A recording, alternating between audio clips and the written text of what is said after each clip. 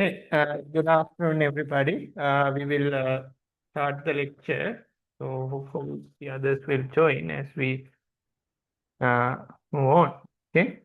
So the first part of this lecture series was actually posted as a video lecture in the feed. So hope you have gone through this the lecture material.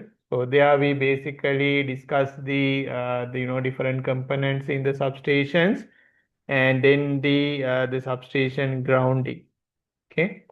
So this is the presentation that I have used for that particular lecture, right?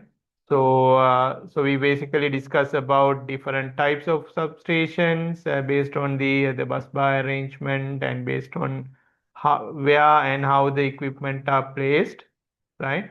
And then we discussed about the various the equipments used in the substations and how they operate and how they can be arranged and so on, right? And Sir, right. can you upload these lecture materials to the fields, please? The lecture slides. Which one? Okay, I will upload the slides as well.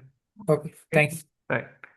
Okay, and then the in the video lecture I have discussed the current and voltage transformers. But if the time permits, today we will go through a little bit more detail on these current and voltage transformers. Okay, and then we have also discussed the substation grounding. So I have introduced various terminologies and various calculations related to the substation grounding in the video lecture, right? Today we will start from the simple example on the substation design or substation grounding design, right? Uh, to basically give you more insight on how these equations and how these calculations are applicable and how you decide whether this substation grounding is in a safe limit or not, right? So we will start from that, and then in that, if the time permit, we will also discuss a little bit more in detail on the voltage and current transformers. Okay. Right. So we will start with the a worked example on the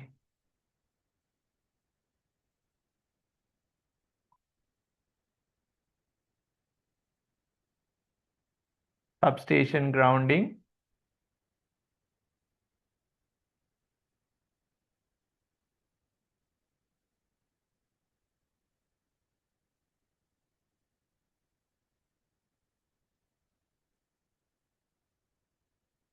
Okay. Uh, so in this example, we will basically calculate the touch voltage and the step voltage, which I have introduced you in the last lecture, right? And then uh, we will take a certain the grounding grid design, and for that particular design we will calculate the touch voltage and the step voltage, right?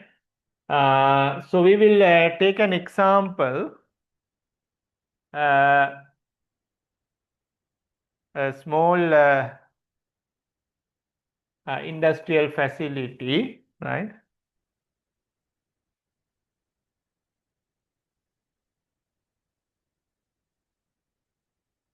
Okay. uh, with a network, or with have a uh, service substation connected via a transmission line, right?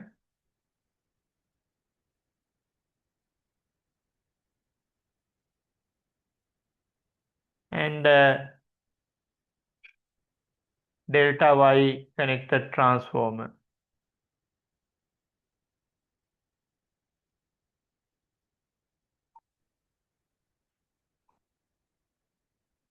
Okay.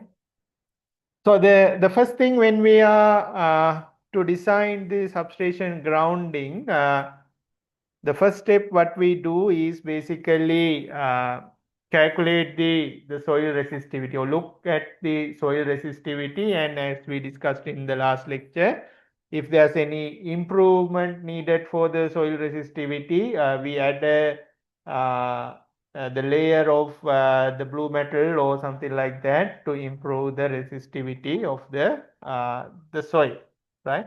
So first we will look at the soil resistivity. Okay. Uh, so let's say that the soil resistivity around the site was measured using the Wiener 4-pin probe, right?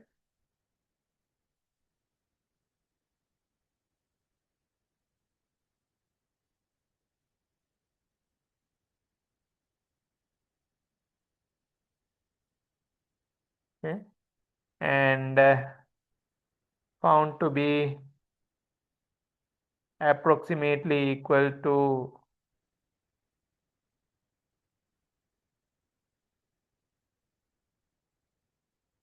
300 ohm meters, right? So you have used the Wiener 4-pin methods to find the soil resistivity.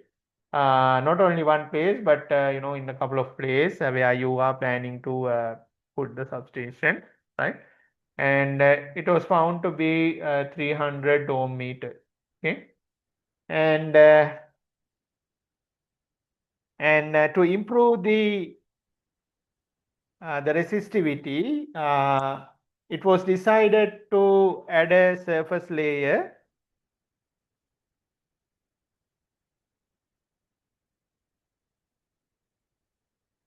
Okay, let's say we decided to add a surface layer with a thin, it's 100 millimeter layer. That means about 10 centimeters with thickness. Okay, and let's say we have decided to use the blue metal.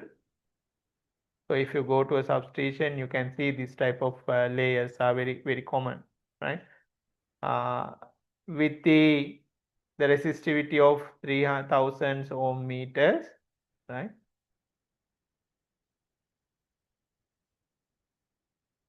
Okay, and so based on that, we can calculate the surface layer derating factor, right? So if you remember, if you have gone through the material, uh,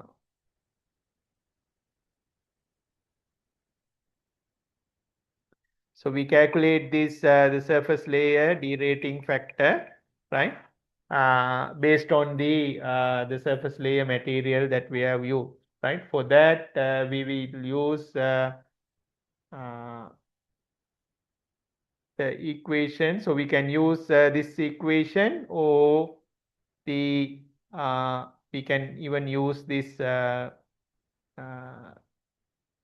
graph, right, to calculate the surface layer derating factor, right? So let's use the equation. So from that we can calculate the surface layer derating factor. I will say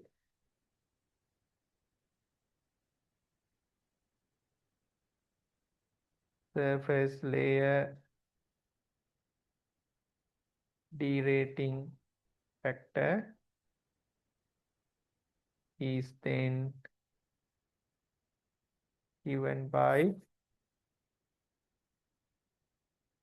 CS is equals to 1 minus 0.09, 1 minus rho over rho S divided by the 2HS plus 0.09, right? So that's what's given here. Okay.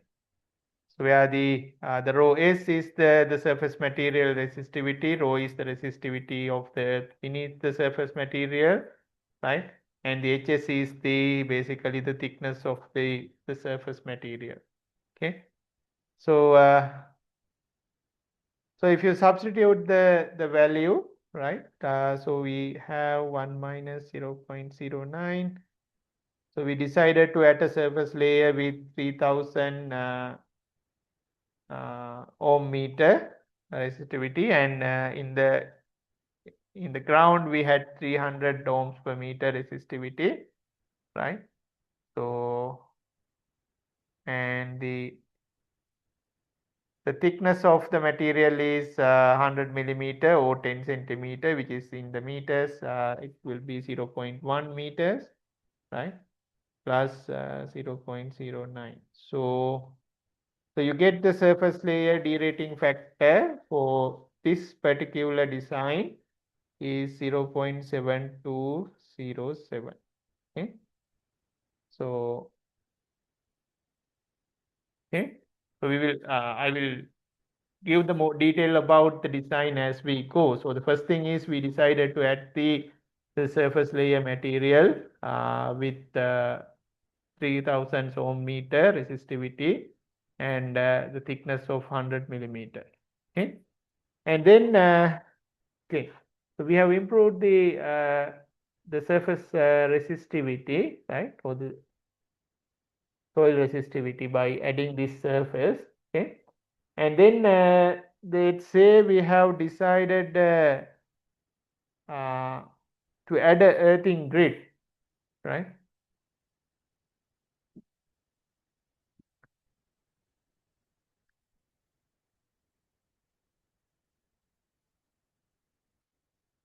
Okay, so that means when you have the substation, right?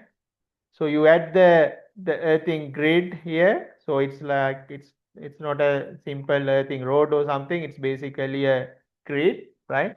So let's say we decided to had a grid with like a rectangle grid. Oops. Right. So let's say we decided to add a rectangle grid uh, like this.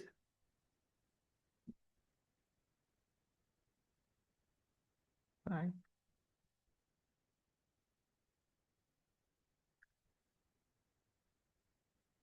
And so on, and this side as well. And I will give the detail of this grid, right? So you have something like that. Okay. So let's say the length of this grid is the 90 meters. Okay. The covering the surface underneath the substation, and the width of that grid is 50 meters. Right. And then we decided to have 6 parallel rows. I would say length is 90 meters and the width is 50 meters. And let's say we decided to have 6 parallel rows.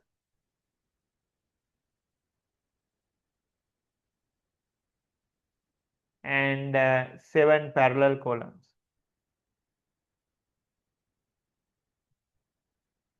So you have 6 such rows and 7 such columns. Okay. And then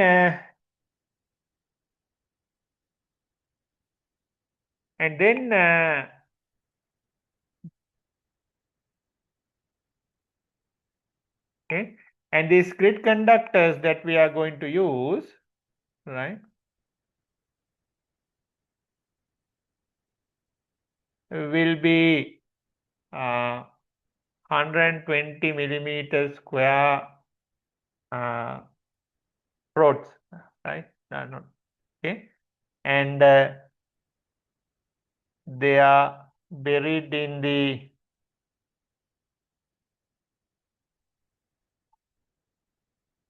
at a depth of 600 millimeters from the surface, right?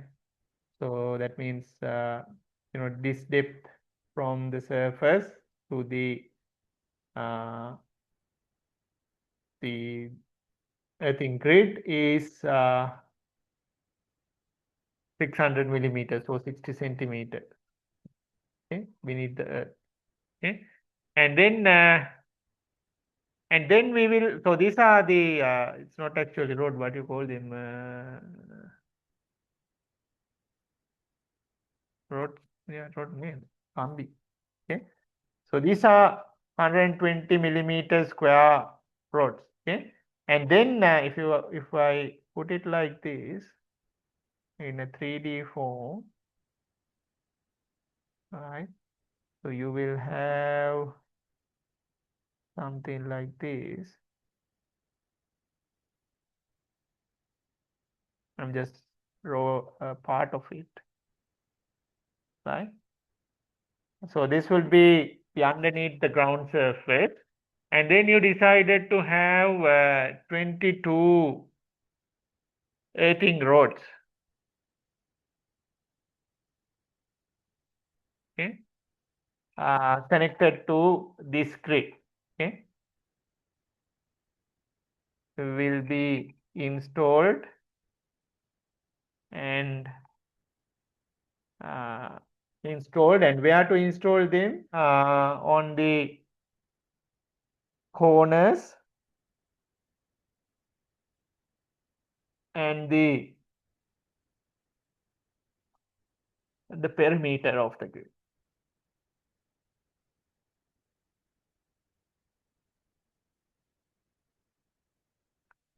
So you have decided to add earthing rods, right? So these rods are like that. Okay, in the corners, right, of this grid. Okay, and as well as in the perimeter of the grid. So you have how many? So 1, 2, 3, 4, 5, 7, 7, 7, 14, 6, 6, something like that. So 22, right?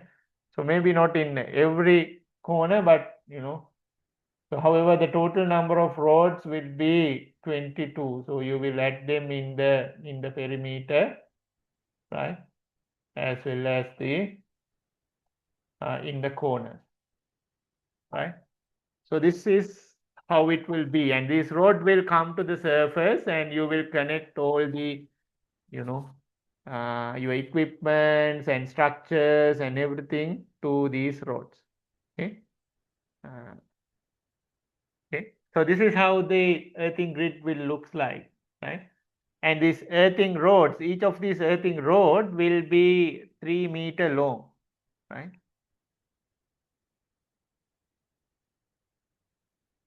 Earthing rod is 3 meter long, right? So actually, if I draw it properly, it will be longer, right? So now for an example, you had 10 centimeters, no, 60 centimeters from the surface, right? So this grid is buried under 60 centimeters, so 0.6 meters from the surface. So if you take this as the surface, right? And then these roads go beyond, like the total length of this road would be 3 meters.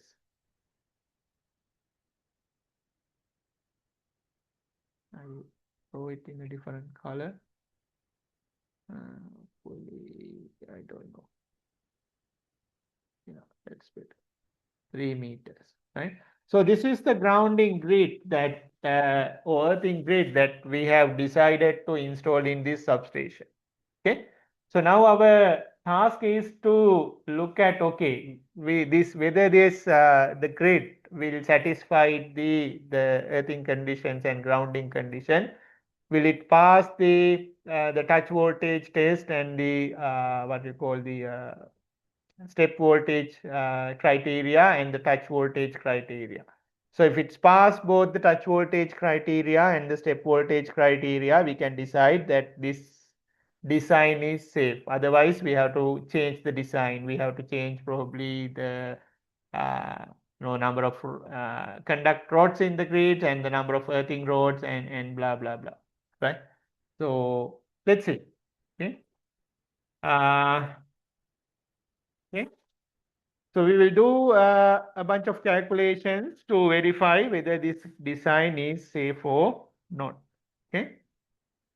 Right. So I will go to the next page. Let's see.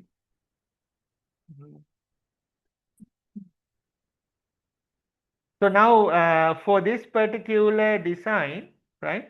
So using the simplified equation, we can calculate the resistance of this earthing grid, right? So this resistance of the earthing grid, that is Rg, let's say, right, can be calculated,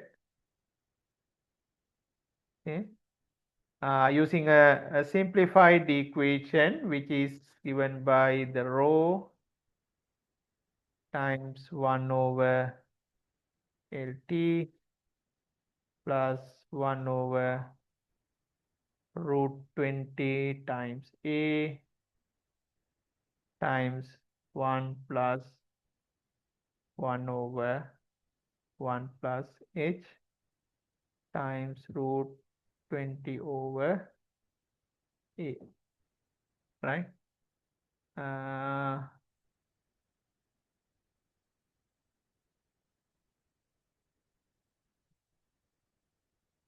That should be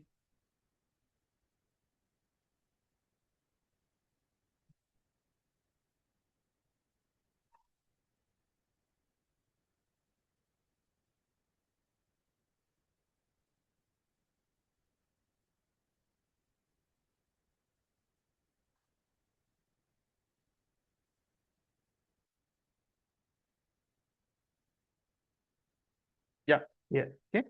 So you can have these equations. So to calculate the grid resistance or the grounding grid resistance. Okay. So in here the LT is the total buried length of conductors, right? And the A is the area occupied by the grounding grid, right?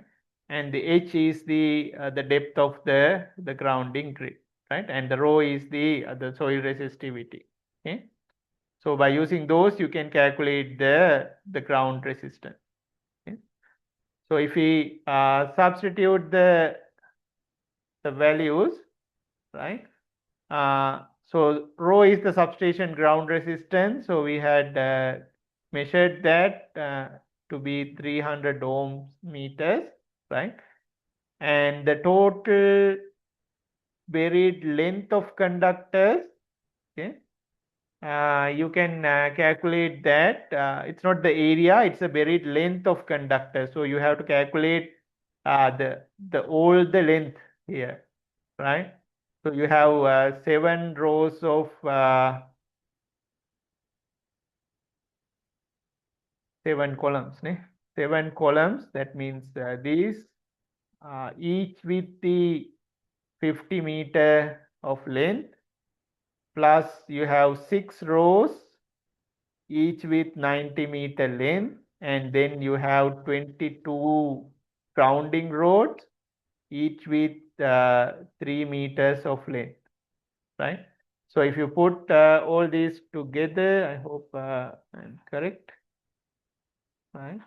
So you can calculate just for make sure 6 into 90 plus 22 into 3. Yeah. So if all those things together will give you the total burial length of the uh, grounding grid, right? So if you calculate that, you will get 956 meters, right? Plus the 1 over root 2, 1 over root 20, sorry, the square root goes all the way, times the area. You can calculate 50 times 90, which is 4,500, right? 1 plus 1 over 1 plus h is 0.6 and 20 over 4,500, right? There's a square root here. This is square root here. Yeah. It's a bit confusing. Yeah. Okay. Okay. Right. So if you calculate the resistance, then that would be equals to 2.2753 ohms. Right. So this would be Rg. So later we will need this the value. Right. So now so we have to calculate the touch and step potentials, and in order to do that, if you go to the definitions, right? So I'm going here and there in this note. Okay, you go to the definition. It says the touch voltage is the potential difference between the GPR, the ground potential rise, right? So the ground potential rise is defined as the maximum electrical potential at a substation grounding grid with respect to a remoter, right? That's a ground potential resistance. So we have to calculate this ground potential resistance in order to calculate the touch voltage and the step voltage, right? So if you look at this, so this is the remote earth, far away location from the substation, right? And compared to the potential at that point, what would be the maximum potential at uh, the substation? Okay, that's called the ground potential rise. Okay, in the substation. Okay, so in order to calculate that, we need the maximum grid current, right? So we need the maximum grid current in order to calculate the ground potential rise. Okay, so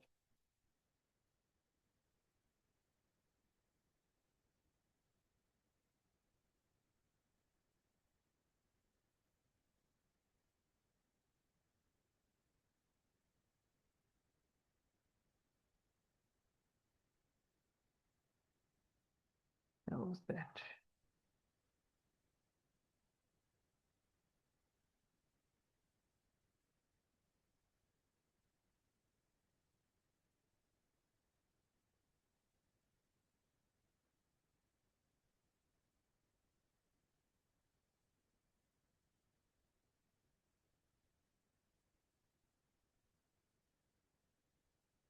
Okay, right. So we will calculate the maximum grid current.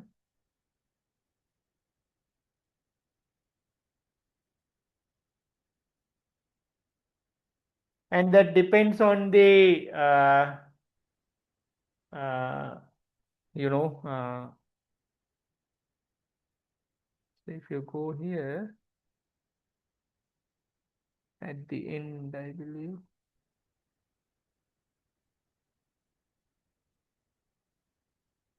Yeah, further down here. Okay. So you define this grid current, the maximum grid current, right? So that is the current that will produce the the greatest ground potential rise, right? So, okay, and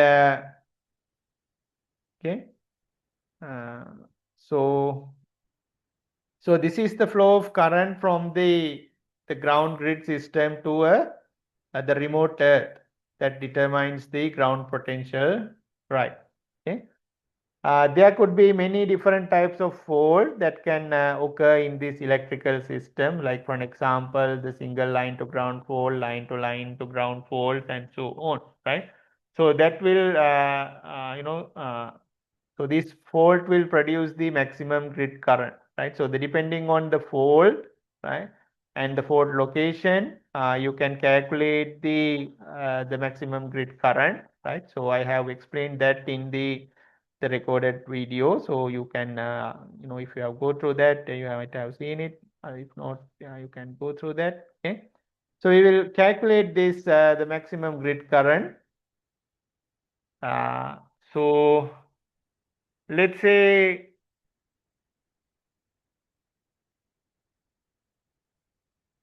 uh,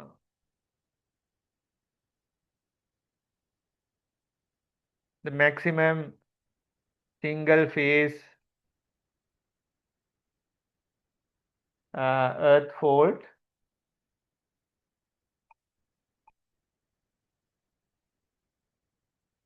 at the high voltage terminal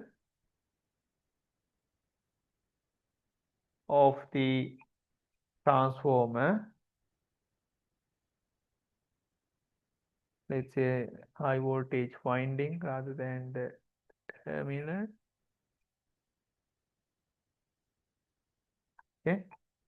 Let's say it is 3.1 kilo ampere, the fault current, right?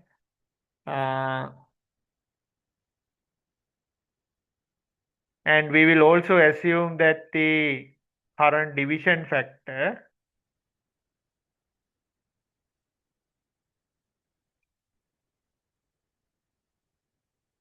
is 1, right? So that is all the fault current will flow back to the remote pair, right? So there's nothing going anywhere else, right? All the fault current will flow back to the remote pair. Okay, so okay, so if you have remote earth somewhere here, so all the fault current will go to the remote earth. Okay, and so let's say the X over R ratio of the fault is 1 or is 15, right? And the maximum fault duration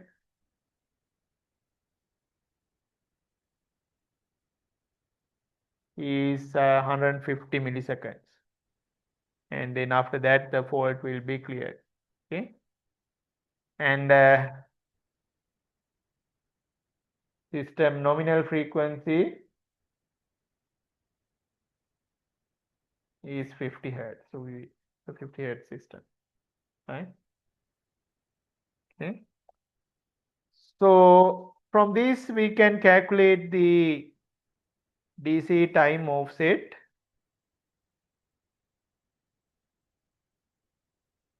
right? That is TA is equals to X over R times 1 over 25F, right? So that means 15 times 1 over 25 into 50. So that will give you 0.04774. Okay. So this is the DC time offset. So then from that we can determine the decrement factor.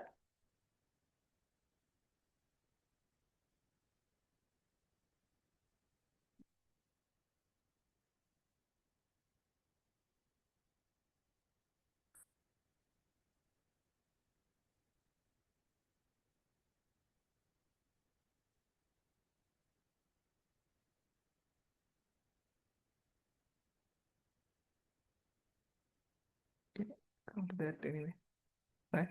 So from this, we can determine the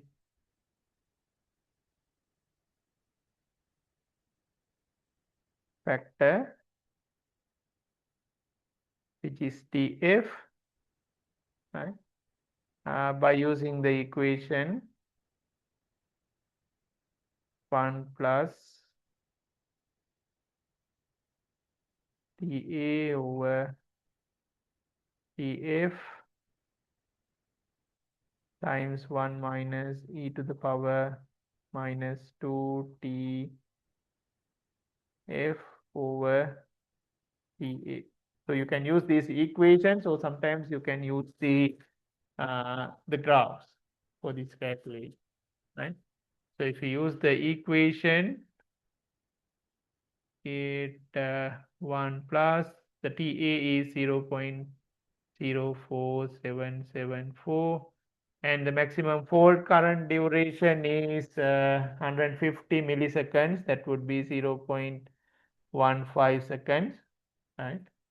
Times 1 minus e to the power minus 2, 2 TF. TF means 0.15, the fault current duration, divided by TA, capital A, 0.04774, right? So this will give me the decremental factor, which is 1.1479. Okay. So then by using this decremental factor and the maximum grid current, I can calculate the uh, uh,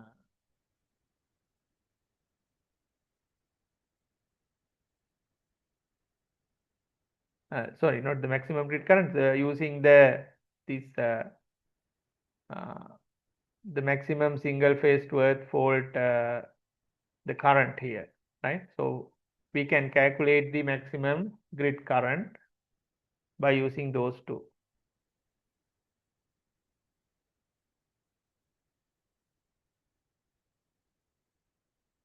Okay, so maximum grid current Ig can be calculated from Ig times decremental factor, where the Ig is the fault current, maximum fault current, right? That is given as 3.1 kilo ampere, right? So 3.1 kilo ampere times the decremental factor is 1.1479, right? So then which is equals to 3.559 kilo ampere. So this is uh, the maximum, the grid current that we can expected in this facility. Okay, right. Okay, so now let's see the touch and step criteria. Okay, so we have this information, so we can calculate the ground potential rise and then the touch and the step potential criteria. Okay,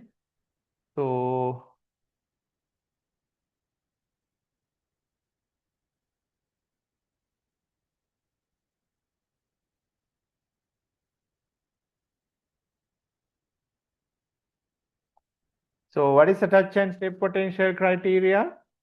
Right.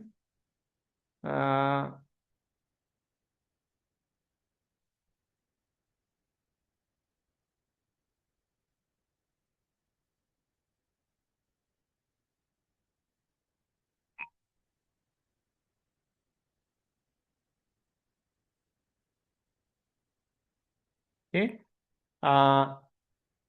So this the accidental grounding can happen in the substation basically due to, if somebody is touching the structure which has some the fault current going through, so that current will go through that person's body to the grounding, right? So that is called the touch.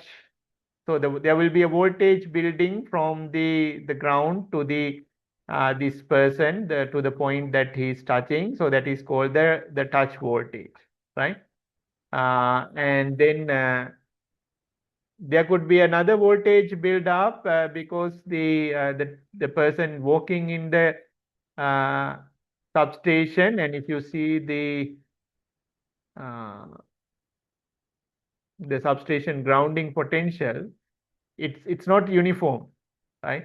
It's changed from place to place. So there is if you are walking, there will be a potential difference between these 2 points, right? So one point here, the other point here.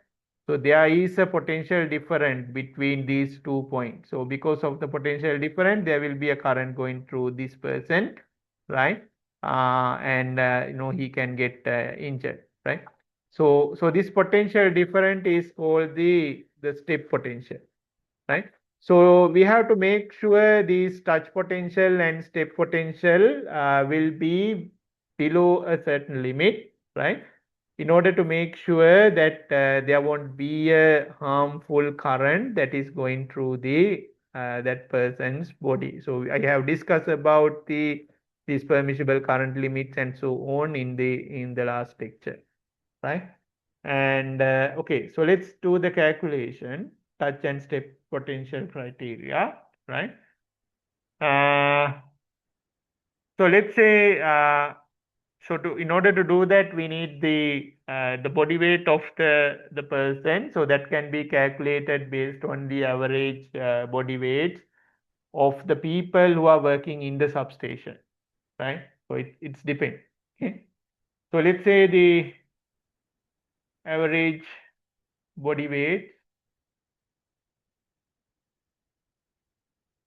of the people working in the substation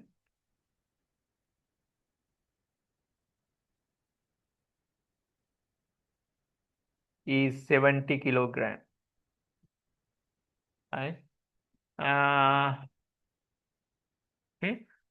Uh, and we will also assume that the maximum fault clearance time, so that based on the time settings of the protection devices, right? Fault clearing time is 150 milliseconds. Okay. Then from this I can calculate the maximum allowable touch voltage and the step voltage, right? So based on this condition, right? So you guys have uh, so this the time will define the body current, right?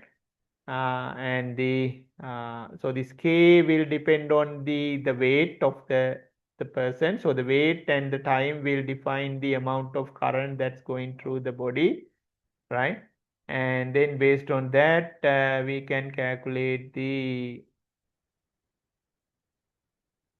touch voltage and the step voltage by using this equation. So all the uh, the grounding resistance and the surface derating factors and everything come into the picture here. Okay.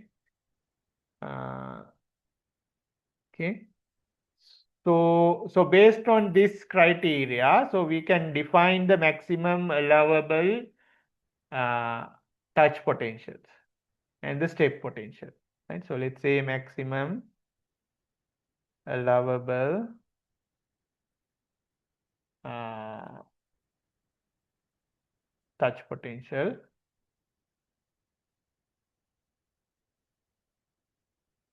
So this will make sure that the currents are within limit, right? So for a 70 kilogram person, right? So we have for 50 here, and right, for For 70, this will be different. So for 70 kilogram person, that would be 0.157. The K will be the one which is different, right?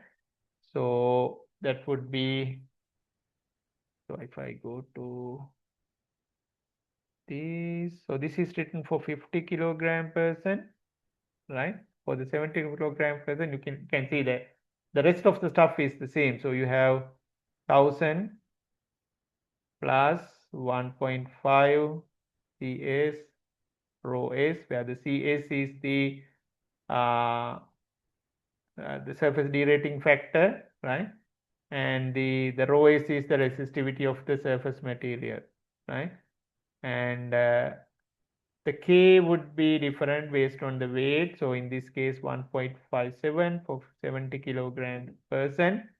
And the fault, the TS is the duration of the shock current, or basically the fault clearance time. So the person will experience the shock current for that particular amount of time, right? So in our case, it would be 150 milliseconds, so 0.15 seconds. Okay, right. So let's substitute the values, 1000 plus 1.5, and our CAs that we have calculated earlier is 0.7207, right? 0.7207 times the rho S is the resistivity of the surface material, which is 3000, right? So the ground is underneath that, the 301 is underneath that. So what the person experiences is this 3000, right? Because he's touching this, he's on top of the surface derating material here, layer. Okay, and 0.157 divided by root 0.15, the fault clearance time. Okay, so if you calculate that, you will say 1720.04 volt. So this is the maximum allowable the touch voltage.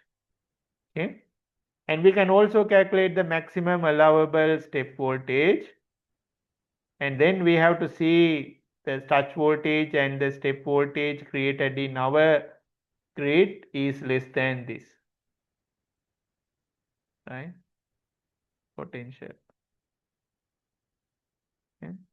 So same way, E step for 70 kilogram person is given by 1000 plus 6 CS rho S 0.157 over root TS, right? So in the last lecture you have seen this.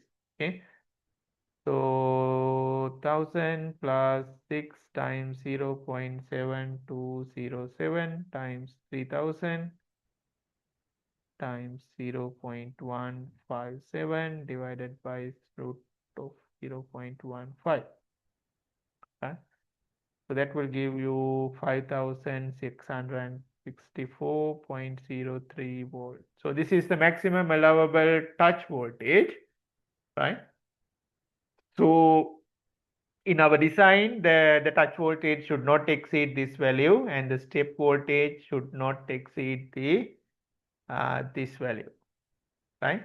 Okay, so let's see what is the touch and the step voltage in our design. So in order to calculate that, we will need uh, the ground potential rise, right? Because the touch voltage and the step voltage is calculated with respect to the ground potential. So we need to know the ground potential rise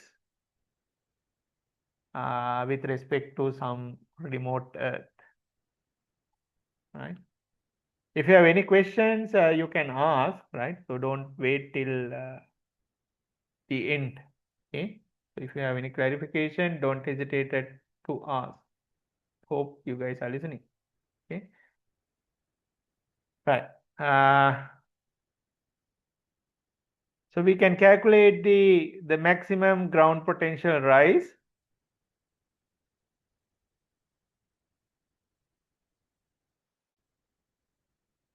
Okay. By using the maximum the grid current times uh, the grounding grid resistance, right? So the GPR is simple as this, right?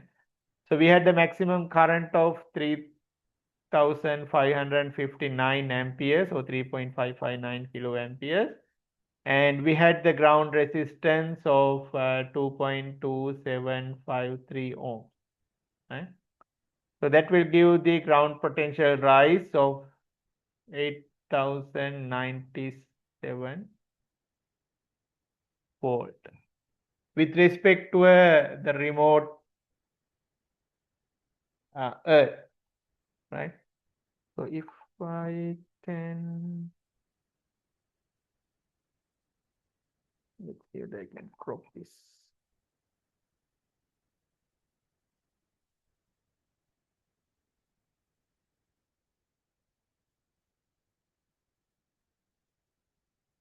Oops.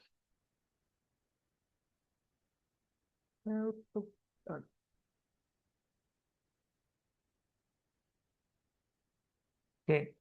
So now, with respect to this remote Earth, the maximum the potential rise, the ground potential rise, this came to be 8,097 volt, and our maximum step potential and the maximum touch potential was around how much?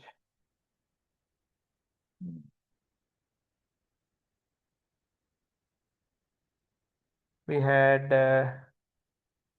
1,720 and the 5,664 volt, right? So this was around 1,720 volt, and this was 5,664 volt, right? So your ground potential rise is way beyond these two values, right? It's very high. Okay. So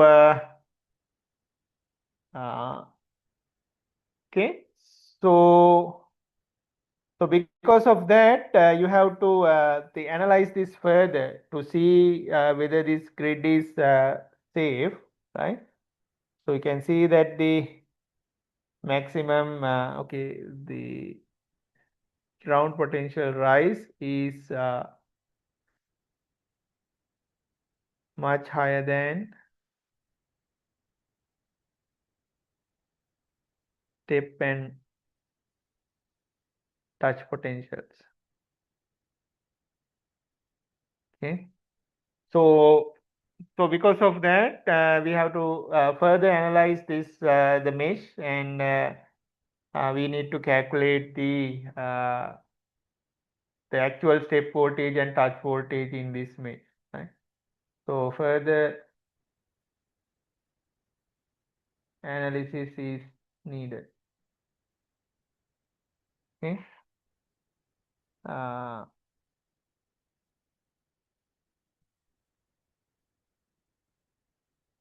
okay.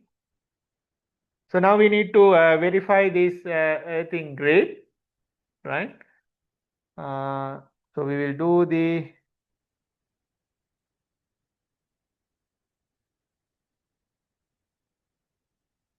earthing grid design verification. Okay. So we will need to calculate the uh,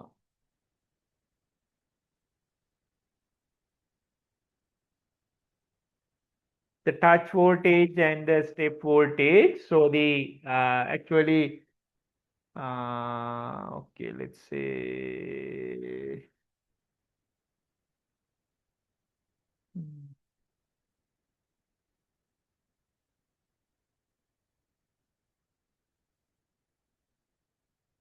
Okay. Actually, the mesh voltage is the maximum touch voltage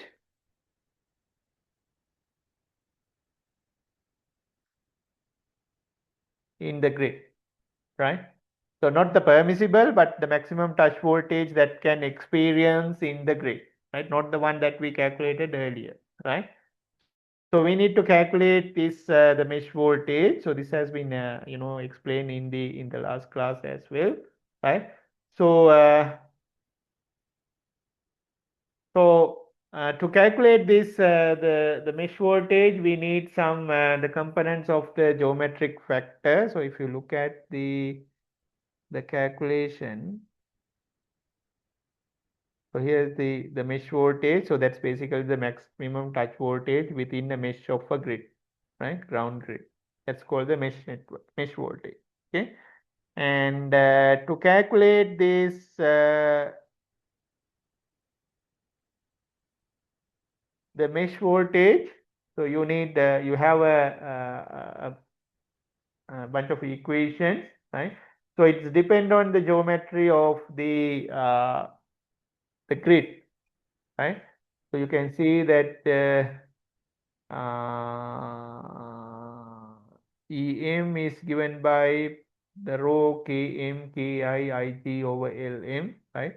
So the Km is the geometrical factor based on the configuration of the grid, and the Ki is the correction factor, right? And so on, right? And LG is the grid current, and the LG over LM gives the average current per unit of effective buried length, where the LM is the total buried length, right? And in order to calculate this geometric factor Km, you have this equation, right? Where the D is the spacing between the conductors, right? That can be taken from our original uh, the this ground design, right? And then the H is the depth of the grid, the burial depth, right? And the D is the diameter of the conductors, right? Simple D. So that is also given in here, which was 120 millimeters squared, right? And then there's the factor called KII, right? So that is can be calculated by using this equation, where the n is given by this, right? But you can see this for a square grid, the NB becomes 1, and the uh, and for if you get a square grid, all NB, NC, and ND become 1. So the only factor that matter is the NA, and Na can be calculated by using this equation. I will come to that later, right? And for a rectangle grid, that is what we have in our design. Uh, NC and ND becomes 1, and you have to calculate Na and NB, right? Uh, okay. So okay, so let's do the calculation, right? So first we need to calculate the NA and NB. So NA can be calculated by using 2LC over LP, right? Uh,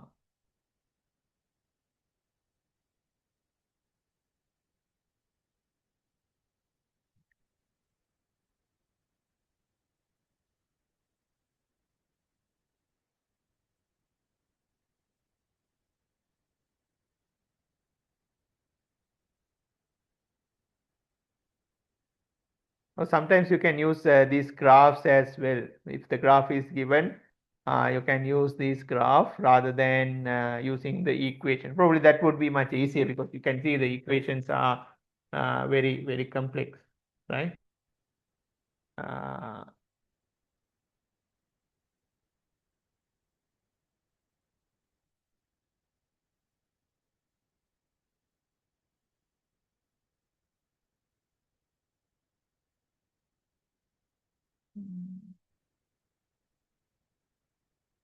and,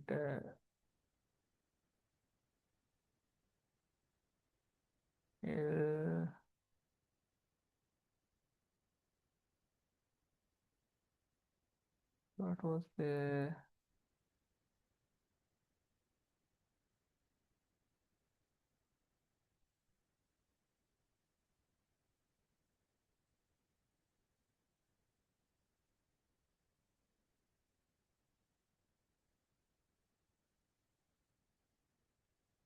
okay, so what was our design? So we had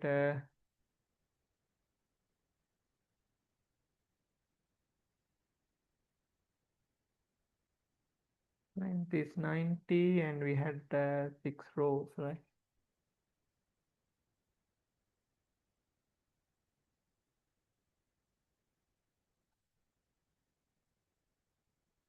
Yeah. So uh, the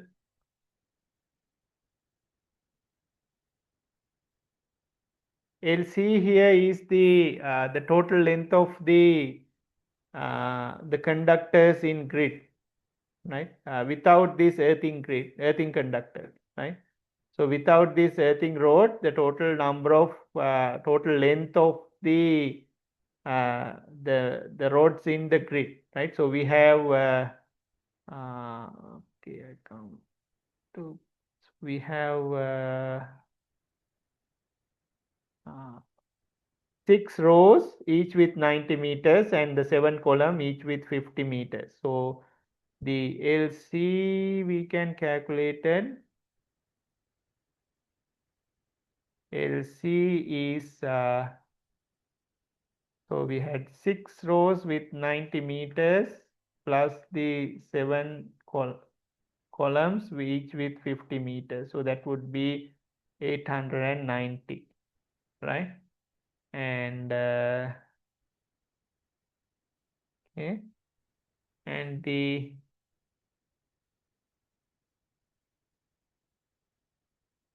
LP is the trickier one. Let me see.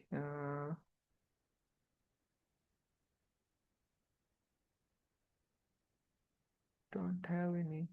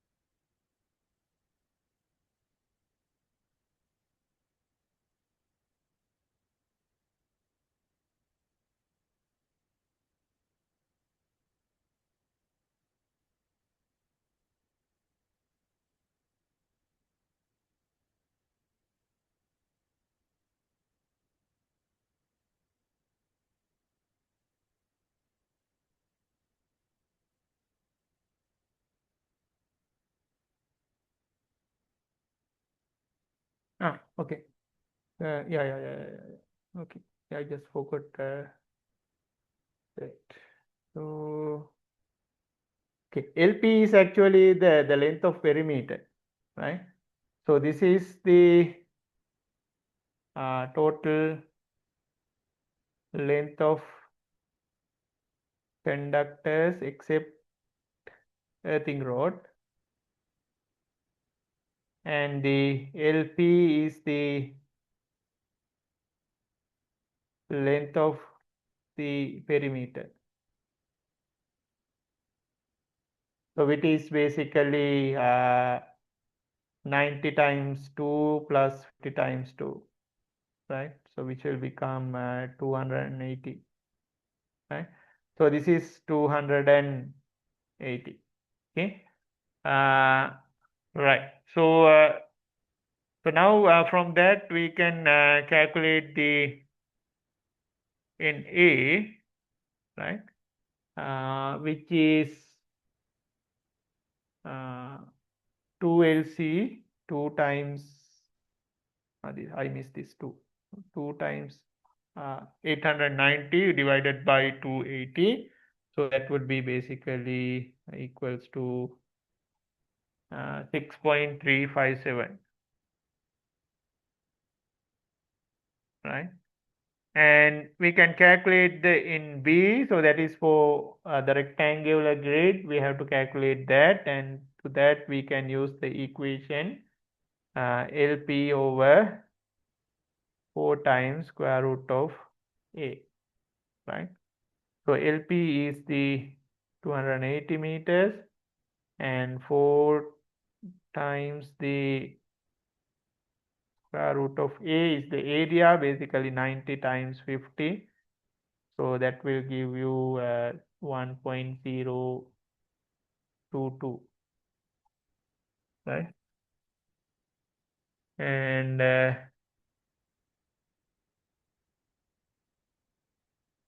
okay. So now, for the rectangular grid, you know that the NC and ND is equal to 1.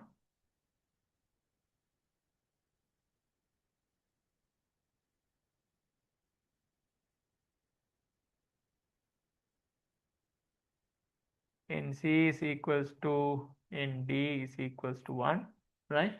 And then we can calculate the N based on all these values. Therefore, N is equals to NA times NB times NC times ND, right? So basically 6.357 times 1.022 times 1 times 1, right? So which is 6.4939. So this is the N value, right? And we also need the average space between these conductors, that is the capital D, right? So average spacing between parallel grid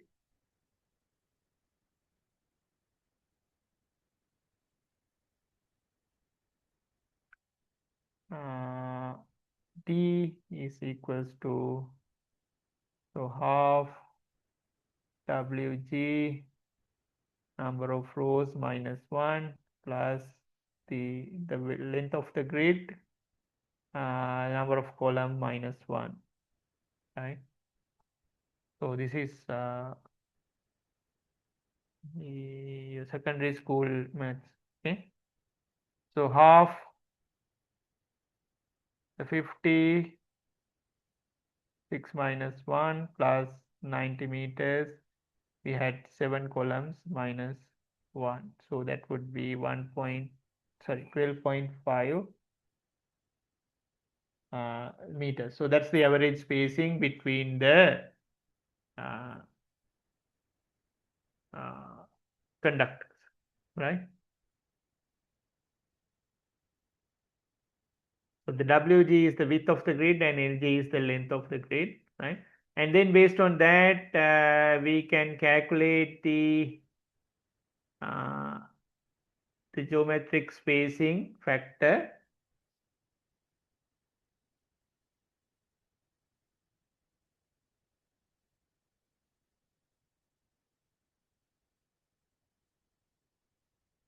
Km is equals to 1 over 25 times Ln d squared over 16h times d plus d plus 2h squared over 8d times simple d minus h over 4d plus kii over kh ln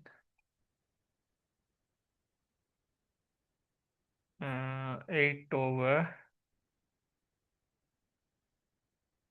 5 times 2n minus 1, right?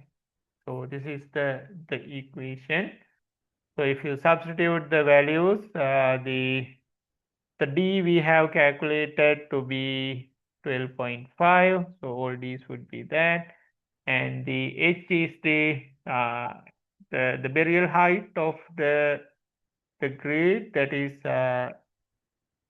600 millimeters or 0.6 meters, right?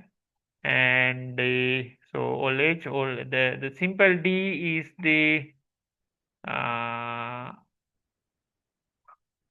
the diameter of the conductor, which is 120 millimeters squared, right?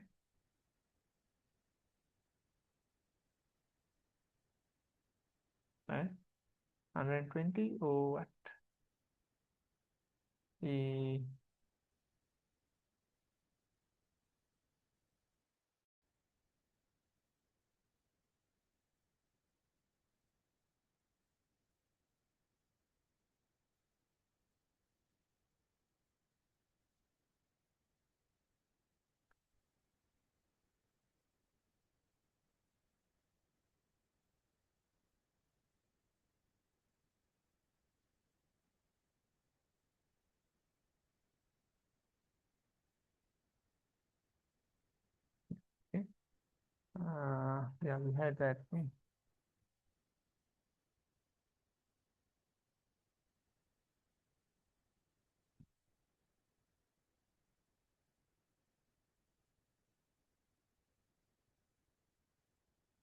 120 millimeters.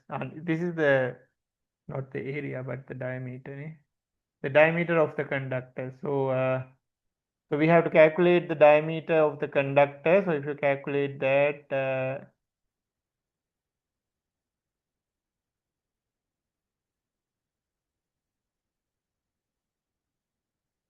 it's basically the diameter of the conductor. So if you calculate that, you will get 0.01236, right? And then, yeah, so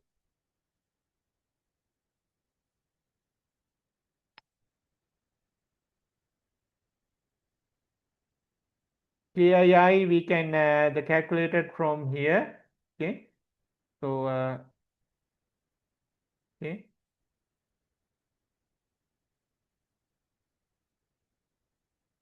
so KII is basically equals to 1 over 2n 2 over n, right? So we can calculate that from here. So in our case, 1 over 2 times n is what? N was 6.49 to the power 2 over 6.49, right? Let's see. Over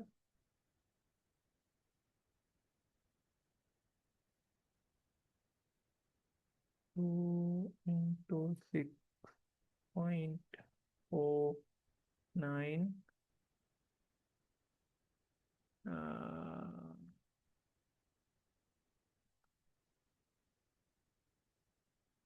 Oh no, I need to use the other calculator. This one will not. We use the calculator. Somebody can calculate and let me know.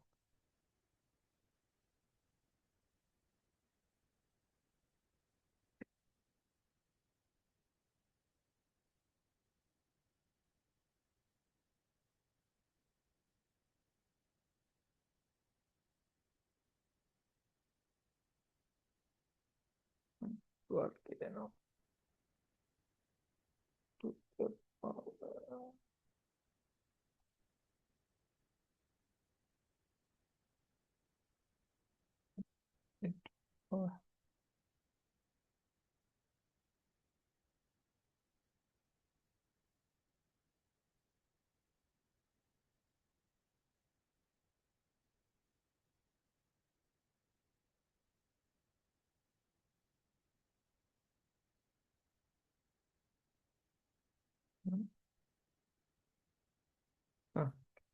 uh,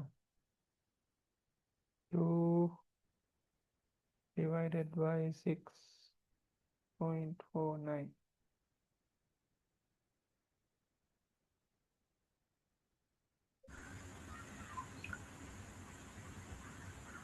So 0.45. 53, yeah, 453. 0.453, yes. So it will take 0.453, right? And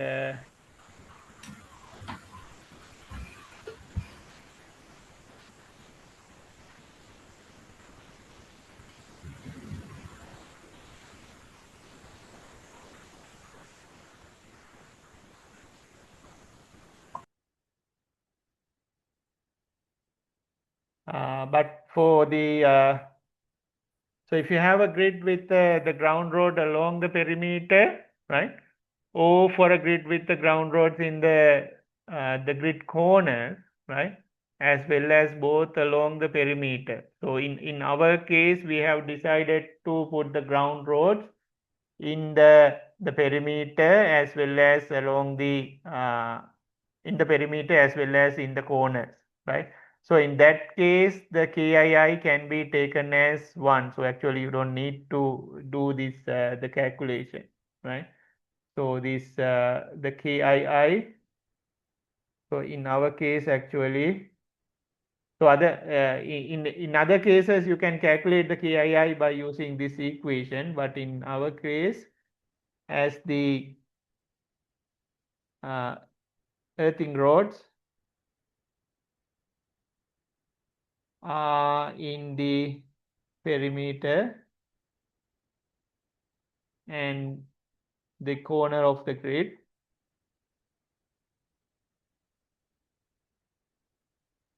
the KII can be taken as 1. So otherwise you have to do this particular calculation, right? And then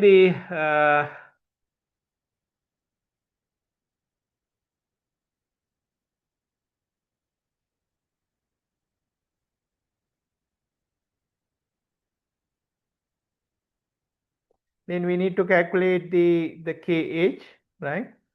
So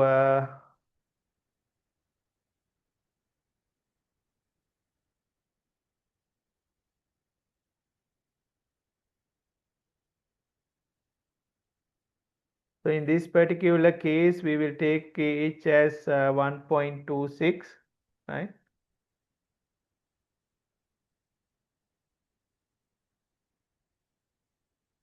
Okay, and so N we have calculated actually earlier, so which is 6.49, right?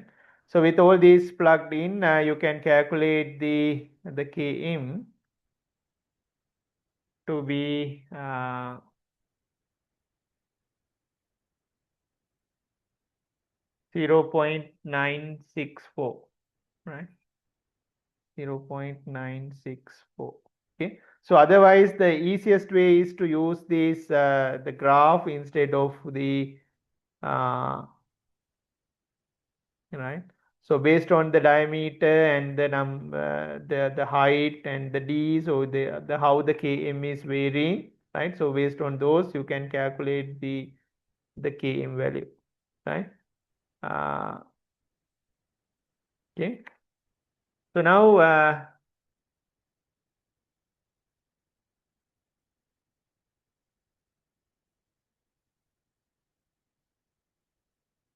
and in order to calculate the mesh voltage,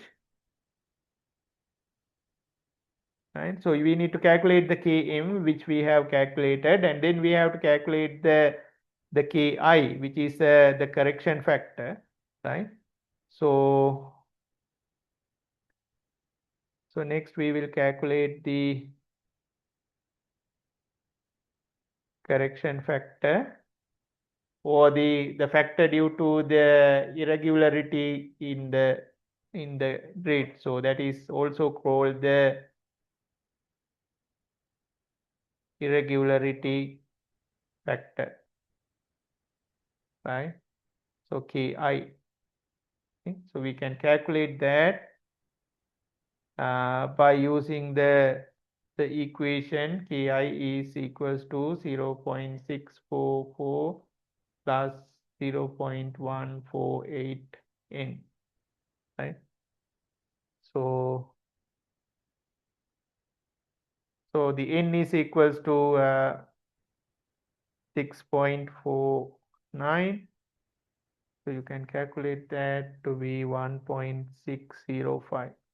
Okay, so that is the Ki. Okay, and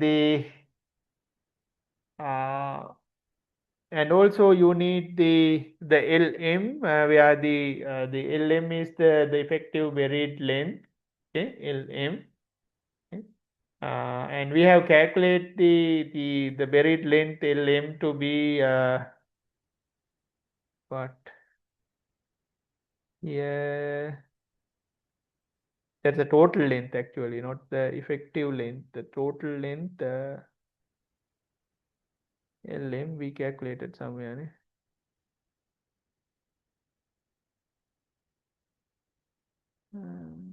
Not Lm.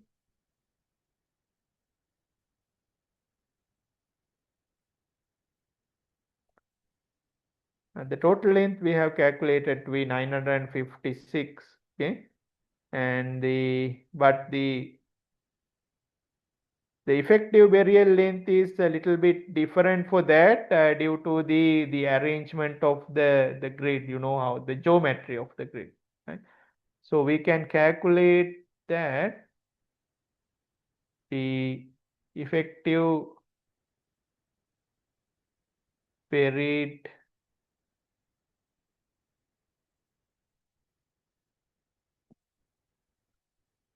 length Lm, right? This is little bit different from that total length 980 that we calculated. So we can calculate that from LC 1.55 plus 1.22 LR over LX squared plus Ly squared. So don't worry, you have a lot of equations. So if I am giving this to exam, I will give you the equations. Okay.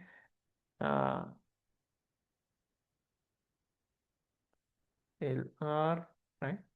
So the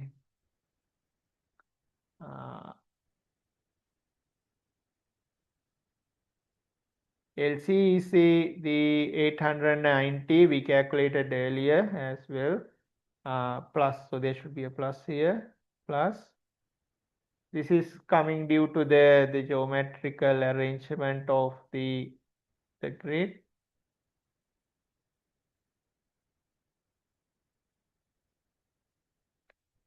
So 90. So this is the length of the earth, which is 3 meters. This is 90 squared plus 50 squared, the length and the width, the square root of that times 66.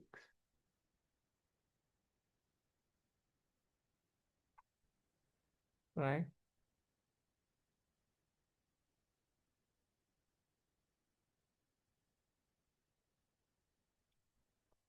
So this is basically the length of the single earthing rod.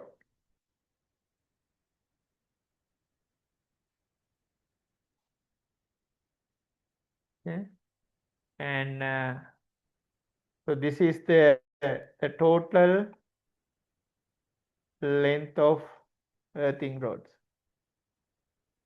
So you have 22 earthing rods, so that gives you the 66 here. Okay, and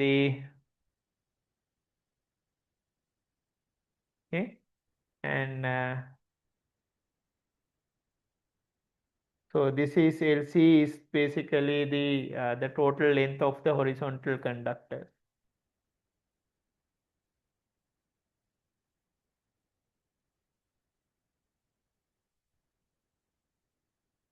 That means length of the conductors except the earthing conductor, right?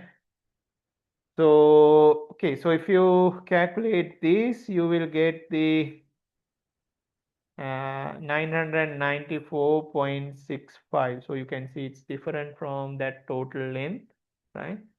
And then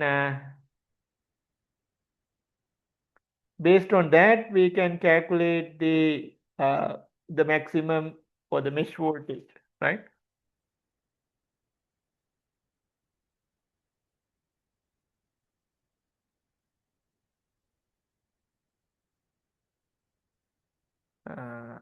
So let's say EM is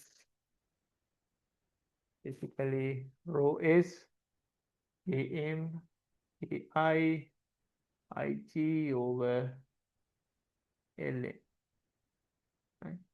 Rho S is the conductivity of the Earth in that particular location. So we measured it to be 300 ohm meters, and the km we calculated 0.964, and the ki also we calculated to be 1.605, and then the lg we calculated earlier 3559, and the lm we just calculated to be 994.65. Okay, so based on that we can calculate the mesh voltage, which is 1661 volt, right? And if you look at the maximum allowable touch voltage, this maximum allowable or the allowable touch voltage is 1720. So up to that it is safe, right? So if your touch voltage does not exceed that, that means the grid design is safe. So in our case, it is less than 1700, right?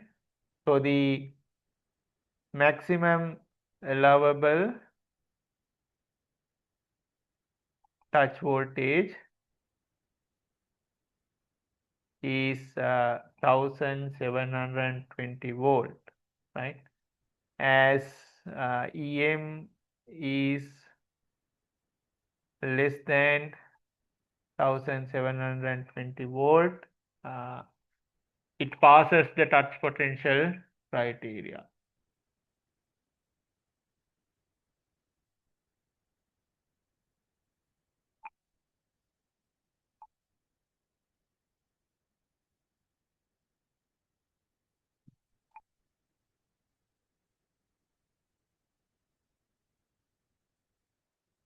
Okay.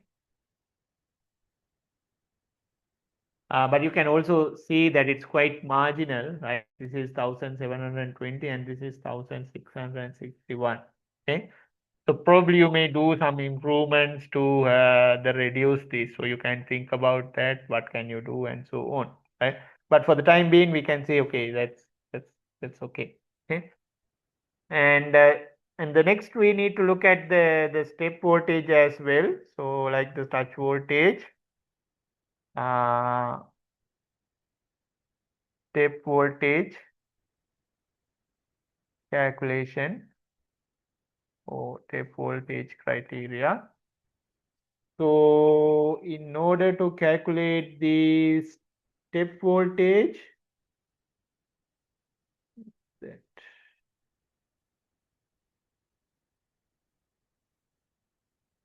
okay, so this is the actual step voltage, right?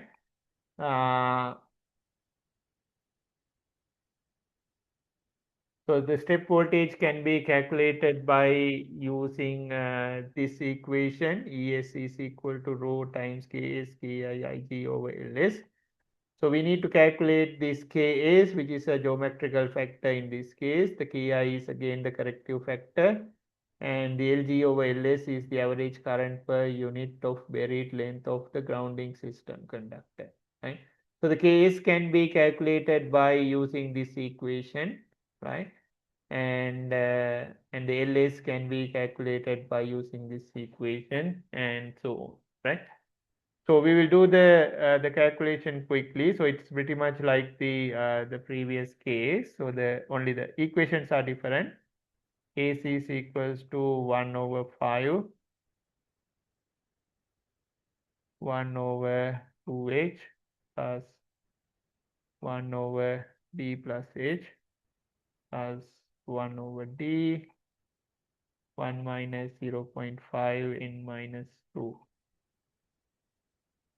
right? So where the h is the burial length, which is 0.6, and the d is, we calculated 12.5, and the n is, again we calculated to be 6.4939. So if you substitute all these, you get the Ks to be 0.314, right? And then we can also calculate the Ls, which is the effective burial length.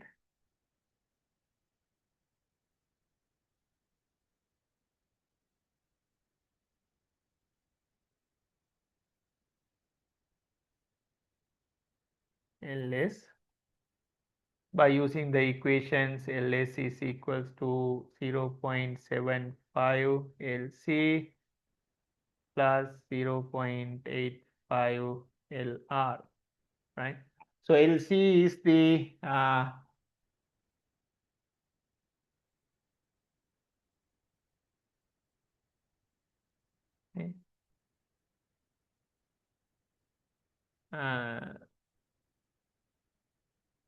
the length of all the horizontal conductors, and the Lr is the length of all the vertical conductors, so the earthing resistors, rods, right? So this is the length of horizontal conductors total, and this is the total length of earth rods. That's we have seen earlier as well. So if you substitute that, we can calculate Ls to be 723.6 meters. Okay. And then from that we can calculate the touch potential ES, which is the rho S times Ks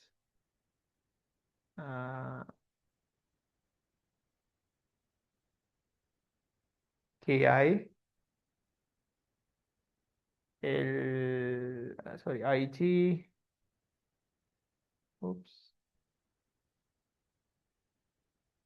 over Ls. Ls or Ls, right? So the rho S is again 300, and Ks we calculated to be 314, and Ki 1.605, Ig is 3559, and Ls is 723.6 meters. So that would be 743.6 volt, right? So then if you see the allowable step voltage, that would be 5664 volts. So this is way beyond that. So within a well safe limit, right? So ES is well below the allowable step voltage, which is 5664 volt, right?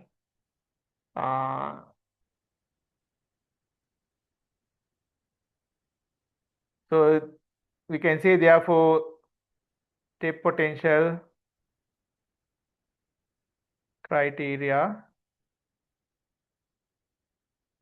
is passed. Okay. So finally we can say as the both step potential and touch potential criteria is pass, we can say the uh, grid is safe. Right? So this grid design is safe. Okay, so we can stick to that, and we can implement that in the substation. Right, so you can see there's a bunch of calculations involved, right? It's not tedious, but it's not very complex either. But there are a lot of parameters involved and a lot of calculation involved. So you can definitely use some sort of a computer simulation or some graphs and so on in order to reduce the time taken for this sort of calculations. And you may have to try with different grid arrangement, right? So you can't do this calculation over and over and over again, right? For 5-6 times, so that would be very time consuming. So nowadays we can effectively use a computer based tool for do this kind of calculations, and uh, come up with the better design for substation grounding. Okay, so that basically covered what I wanted to talk to you about the substation grounding. We will take a break, and we will briefly discuss about the current transformers and voltage transformers. But before we go to break, do you have any questions?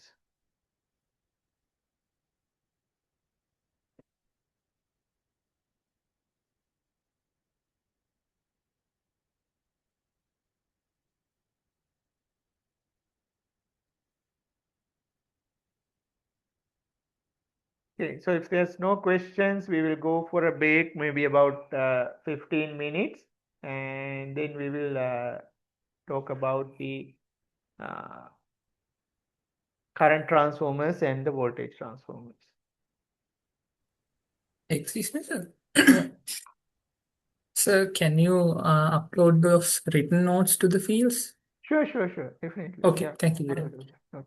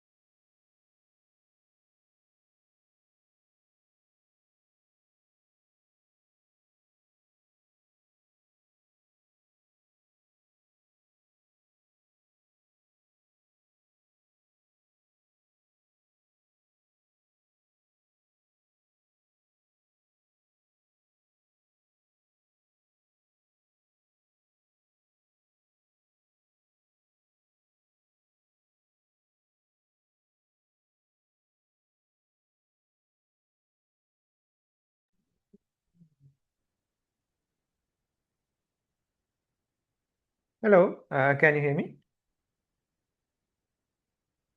Yes, sir. Okay. I think we will start, so we can wind up a little early, right?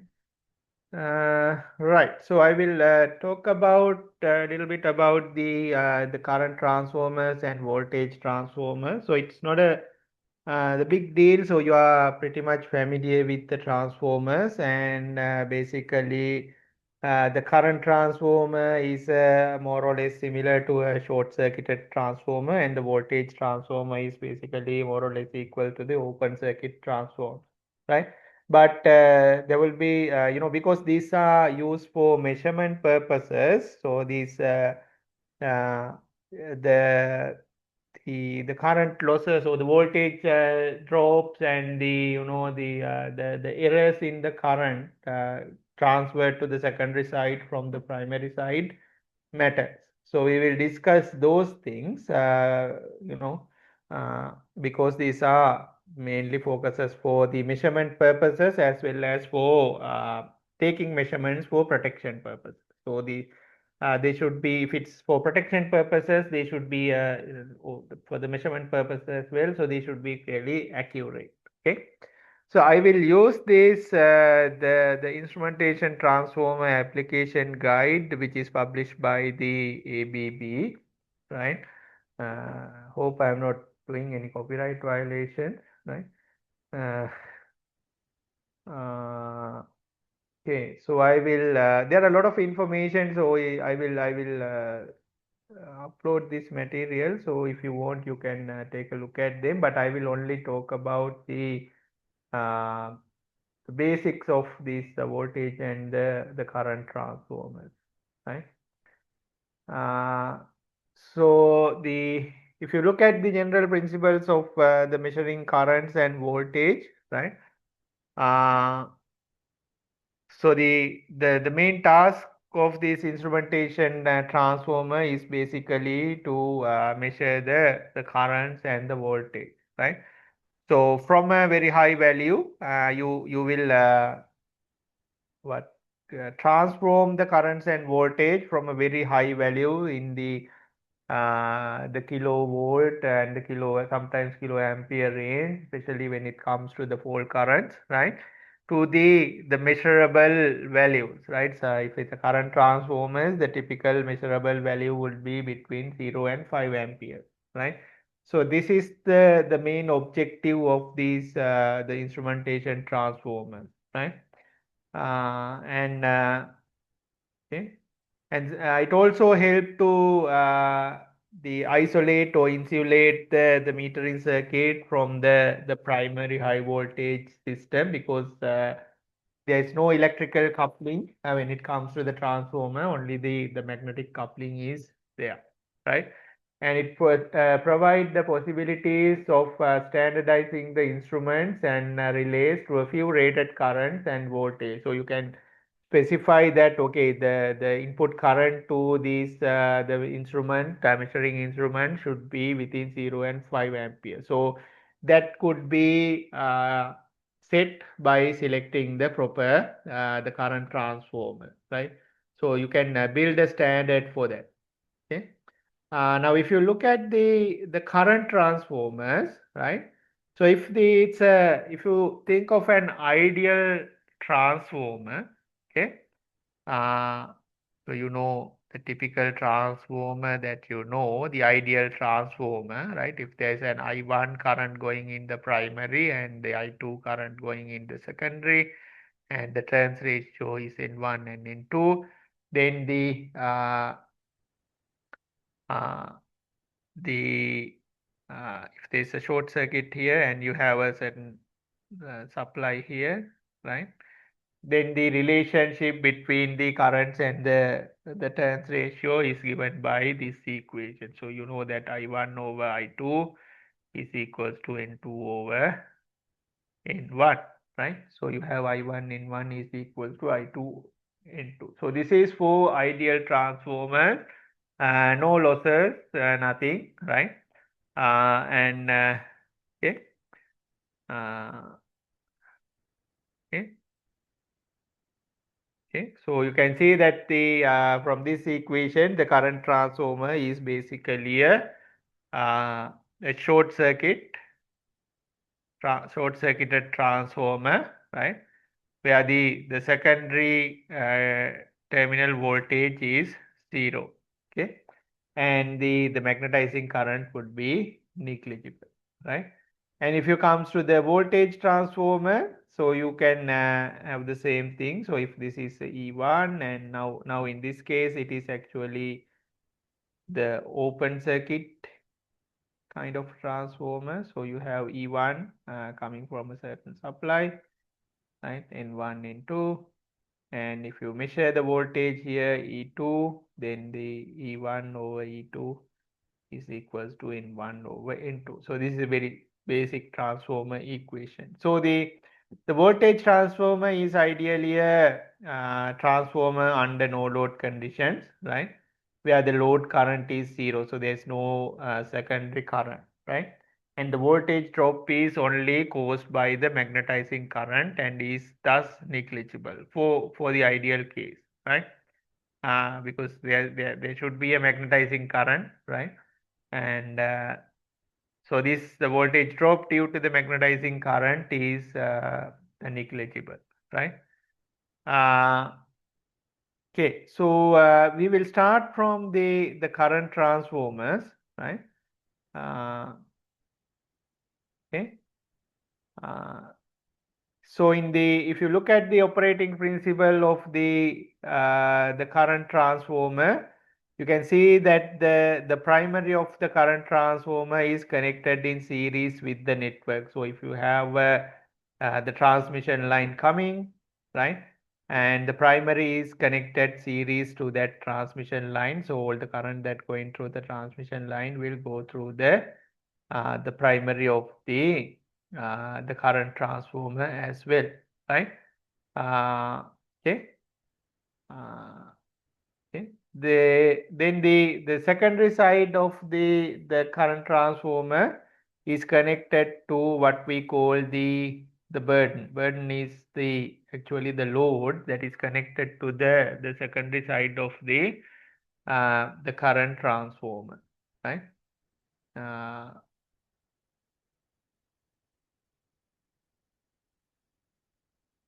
Okay.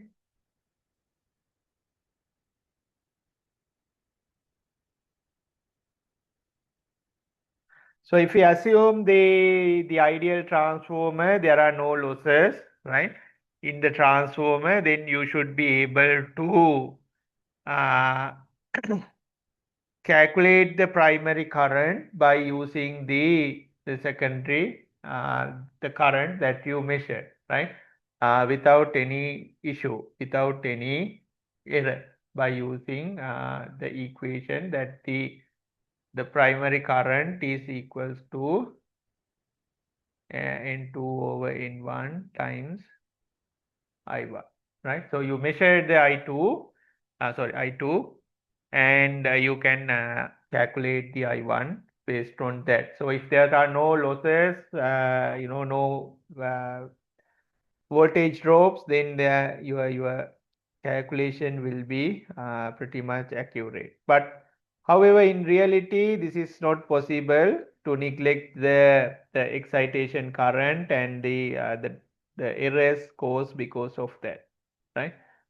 So if you look at the typical circuit, so you have the excitation component. So if you remember, the equivalent circuit of the transformer would be something like that, right?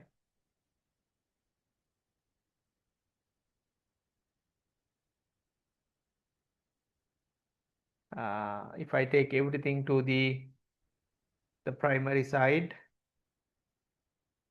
you can presented it like this, and this could be the load or the burden of the transformer, right? So you have the winding resistance and the corresponding reactance, and then the magnetization reactance and the co-loss resistance, right? So those are the components in the real transformer. So you can see that In this case, the primary current I1 is not because some part of that current will go through the excitation circuit, right? Let's say I5, right? So this would be I2 dash, right? So your primary current actually it's not a straightforward from directly from the secondary current you can't calculate the primary current because there is an error due to that current going through the excitation branch, right? So if you incorporate that into your calculation, now the your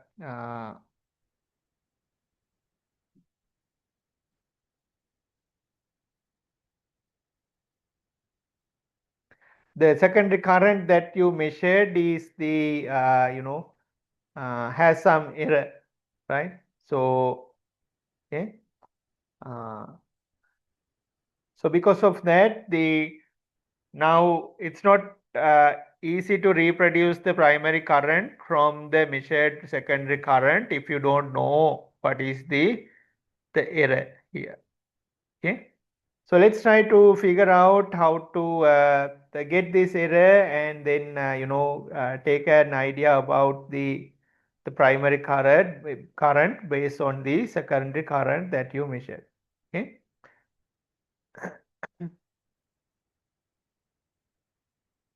Okay. So this error in the current that you measured is actually have two parts, that is the error in the amplitude as well as the error in the phase, right? So the error in the amplitude is called uh, the current error or the ratio error, right? And the error is phase is called the phase error or the phase displacement, right?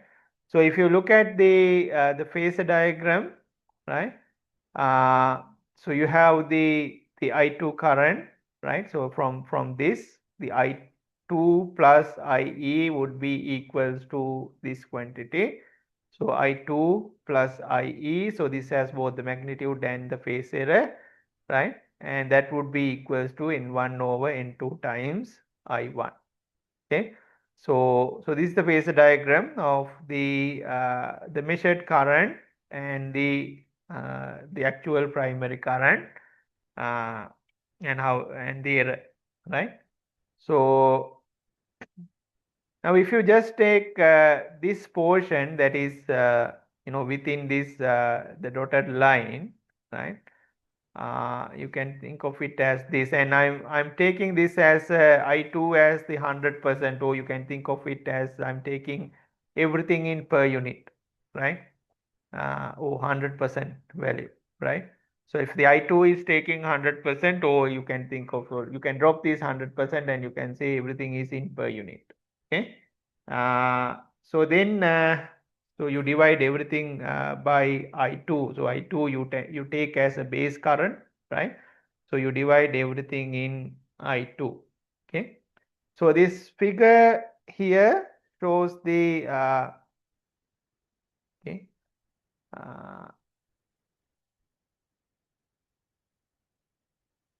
Okay. And you have taken this point as the origin of the coordinates, right? And then you have the this the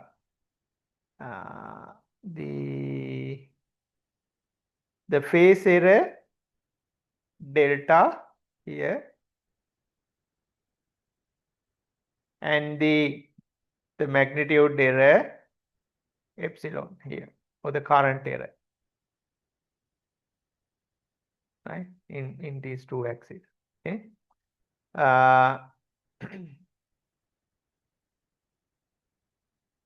Okay.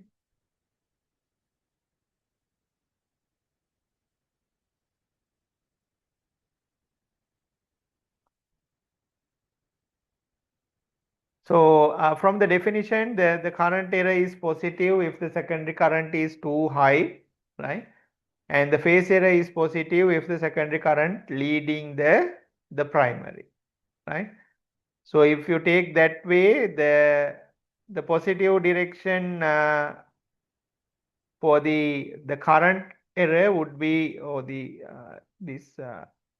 current error would be this way. So this side is positive, right?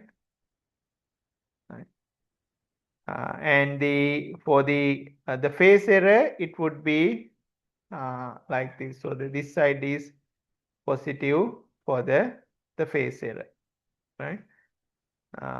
Based on this definition. Okay. So let us see how we can calculate this error, right? So in order to correctly calculate the primary current from your measured secondary current, right? So if you take the equivalent circuit, right? Okay, so let's say the now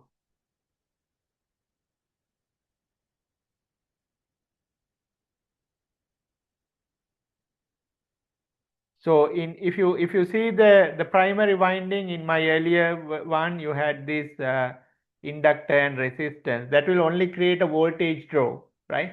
But that doesn't affect the current. The same current will flow through, right? So we can neglect that part, right? Because it's only create a voltage drop, and voltage doesn't come to our equation. So we don't have to worry about the voltage drop. So we can eliminate that part, right? So this side, the current would be N1 over N2 times I1. So from our the previous calculation, right? And then there will be some portion of current that is going into the excitation branch, right? And what you measure is the I2, right? And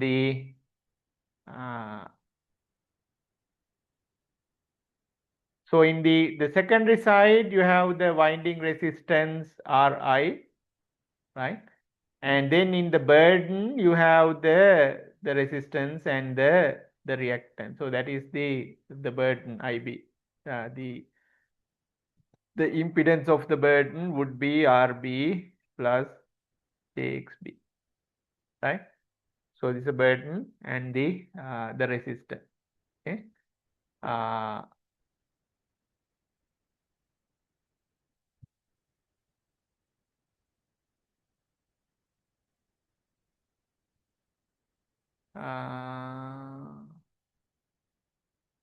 So you can neglect the leakage reactance when it comes to, because you use typically the continuous ring core. So what you will have in the actual current transformer is you have this one, and you will have the ring core type 1, which has the secondary winding, right?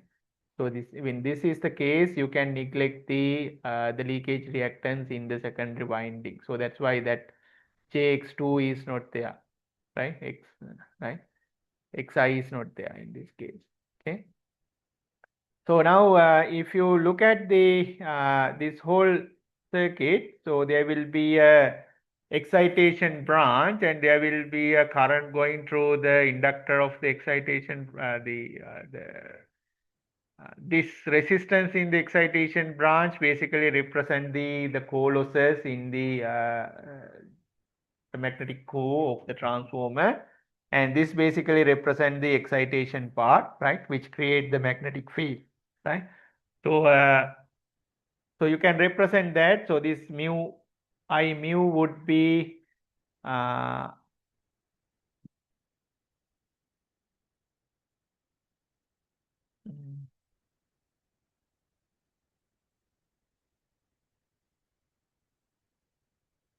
okay. So there's a small error in here, because this says the excitation impedance is represented by an inductive reactance in parallel with the resistance. So that is fine. And the I mu and IF are the reactive losses and the excitation current, right? Actually, this reactive part, actually the reactive magnetizing component is the typically what you call IM, right? Though they call it I mu, IF here. So this IF should be the IM, right? And this would be IC part, right? In a typical notation. Okay. So this is there's some in here there is a I think this has to be swapped, right? So the reactive losses is coming from IF and the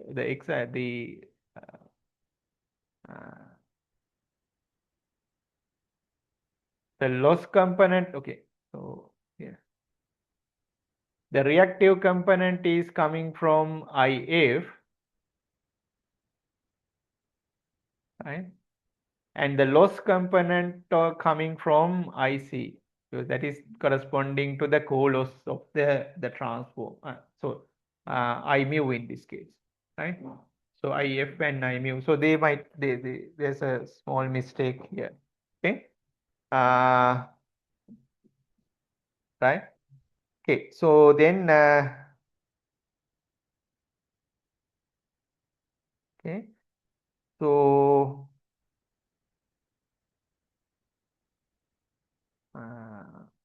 so you know that the IF is 90 degree to the I mu, and then the phase difference between the voltage and this current is 5, right? So you will have the same phase here, the angle here. Okay. So your phase diagram for this IF and I mu would be something like that. Okay. Give me a second.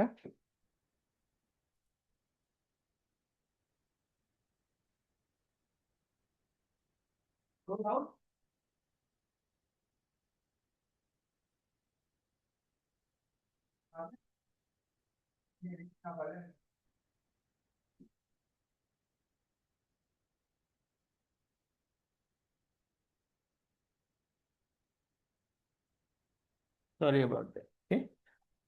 Right. So okay. So we can calculate the error, right?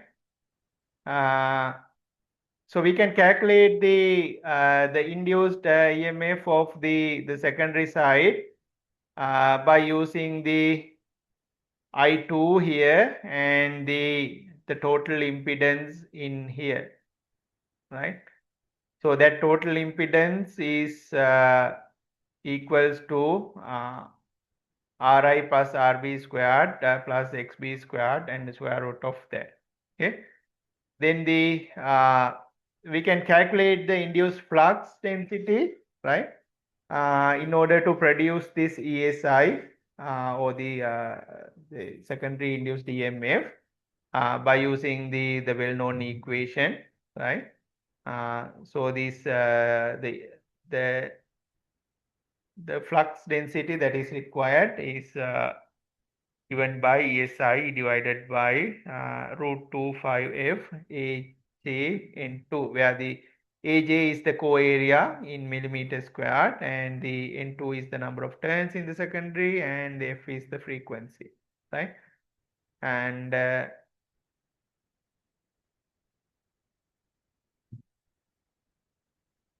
okay. So in order to produce this, the magnetic flux B, you need the excitation current, right? That is I mu and IF, right? So and you should know the magnetic data of the co-materials used, right? So this information is particularly obtained from an excitation curve, which is given in this figure, right? Which shows the magnetizing force, right, and the flux density, right? So okay, so you should have the information about both the again this is yeah, again this something in here, so you have to double check this, right? Again the loss component and the reactive component. So this should be actually the loss component and this should be reactive component, right? So those information must be given in order to calculate the I mu and IF, right? So if that information is there, so you should have uh, the magnetizing force for the loss component as well as the reactive component, right? So if that is there, then you can calculate the I mu and IF by using these two equations, where the Lj is the magnetic path length in the centimeter, right? And the N2 is the number of secondary turn, right? So from this information given by the manufacturer, you can calculate the manufacturer of uh, the toroid or the core, right? The transformer part, right? So you can calculate the I mu and IF, right? And okay, and then you can calculate the okay. Uh,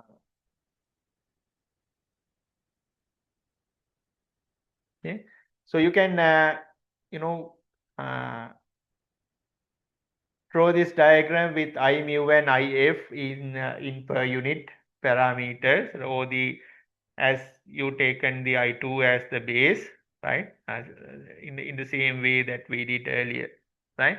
So then this phase angle between the induced voltage and the reference vector I2, right, uh, is given by 5, which is can be calculated by using XP over RI plus RP, right?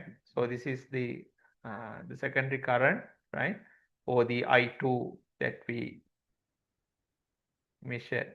Okay, actually we taken in as a base, right? Uh, okay, so okay, so the angle between the ESI and I2, that is coming from this simply from this equation, the impedance equation, right? And that will be that that is very small, so you can calculate it as 5 is equals to XB over RI plus RB, right? Uh,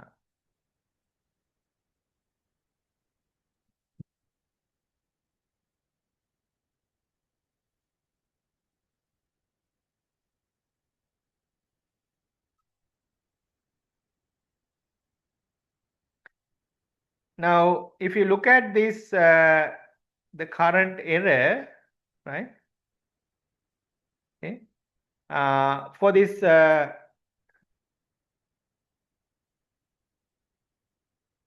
it's not the unique value, right? Because of the magnetization curve of the transformer. So you know that the BH curve, as you seen earlier as well, it's not a linear relation. So you have this non-linear relation, and you also have this hysteresis component as well. But let's just forget about that part. It's a non-linear relationship. So the error at one location is not same as the error in another point of this curve, right? So this error will vary, depending on the burden, right? So not for the burden, for different locations of this curve. Even you have the same burden, right? Okay. So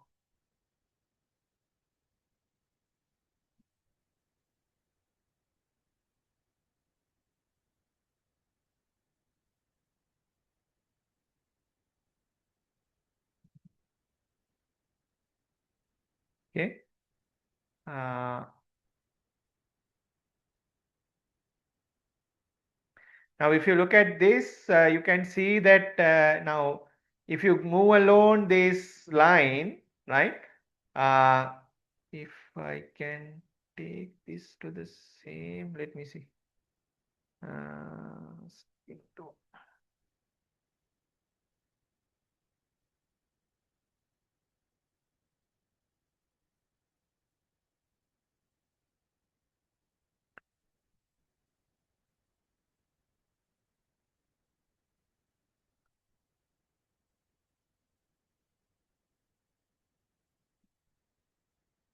oops. Now, if you look at these two charts, so this basically the second one that I just dragged in shows the how the error varies with the current, right? This point 1, 3, and 4. So these are the same points in this curve as well. So when you are in the point 1, when you are going from point 1 to 3, that is basically you can think of it as a linear region of the transformer. It's not going to the saturation, right? So transformer is working in a so this is a linear region of this DH curve, right? And so when you go from 1 to 3, you can see the error will decrease. And then as soon as the transformer enters to the saturation region, the error increases exponentially, right? So, okay. So because of this, the saturation of the core, because when the core gets saturated, there will be no the current going through the secondary side, though you increase the primary side. So the secondary side will measure the small current, but the actual primary current is large. So the secondary the error would be the very high, right? Okay.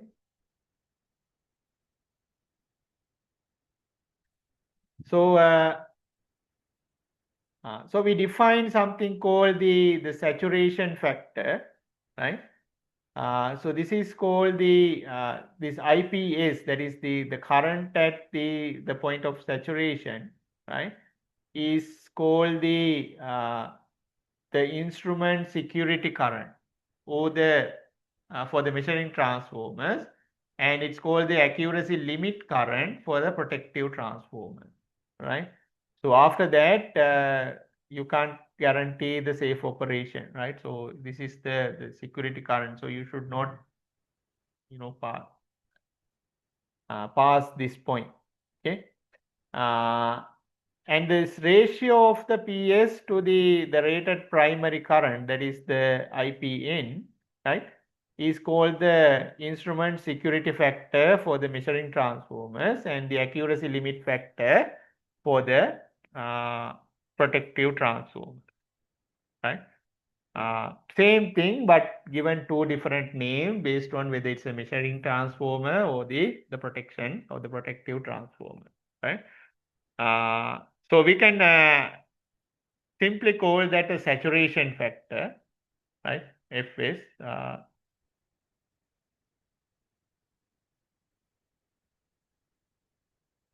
Right. Okay. So this is security factor. This is the accuracy limit factor. But in general, we can call it the saturation factor, right? So these two saturation factors are more or less the same, right? Though they are given a different names, right? Uh,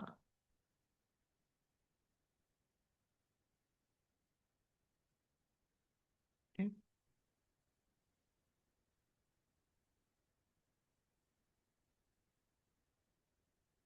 So this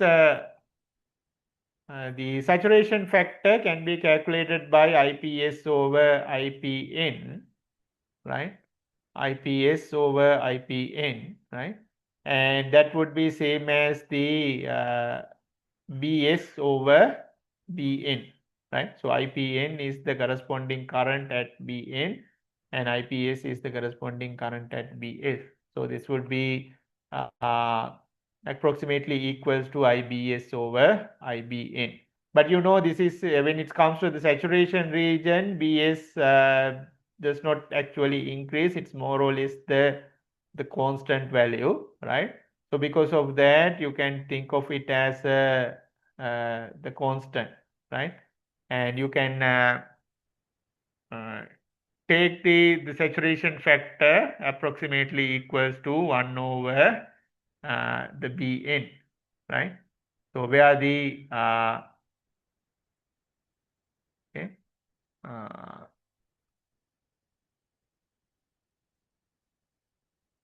okay, the Bn is, however, it's directly proportional to this the burden impedance.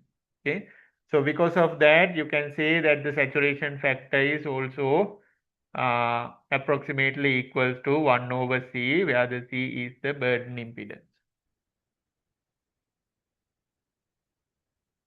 Okay.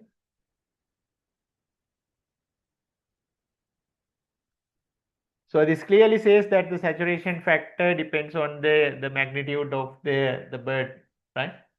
So okay, so because of that, the saturation factor should be always related to a burden, right? Because it depends on the magnitude of the burden, right? Uh, so so if we know because the saturation factor now it's relative to the burden, it related to the burden. So as the burden changes, the saturation factor will change, right? So if we know the saturation factor at the rated burden, which is called the rated saturation factor, right? Then we can calculate the saturation factor for any other burden, right? By using this equation, right? So where this represent the rated saturation factor,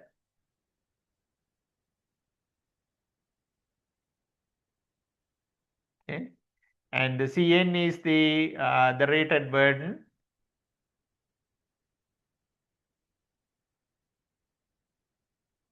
and the C is the actual burden that we have connected to the transformer, right? So if you so you can calculate the actual saturation factor uh, from here.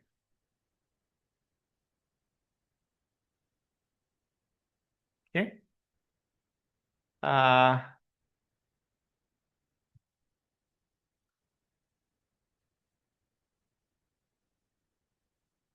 okay. Uh,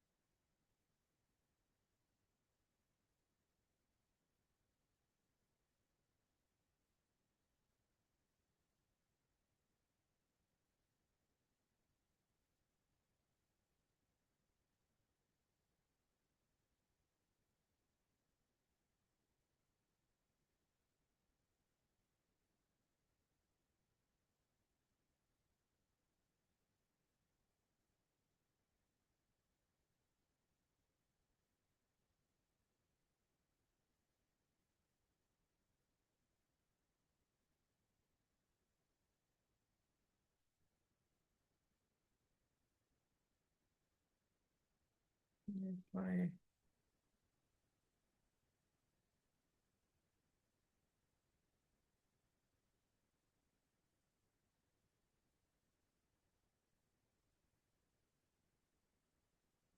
Yeah. Okay. So once you calculated this I mu and if, you can calculate the error, right? And then you can so from that error IE, you can you also have the information about the 5, so you can calculate both the magnitude error and the phase error, and then you can correctly calculate the primary current by using the measured the secondary current. Okay. Uh,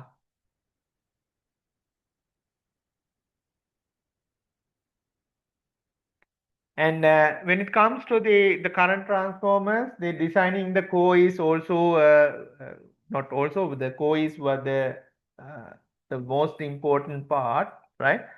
So when you are designing the core, you have to determine the core area, right?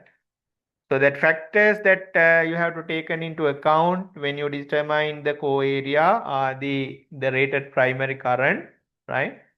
And the rated burden, and the secondary winding resistance, the accuracy class that you want, and this rated saturation factor that we have discussed earlier, and the magnetic path length, right?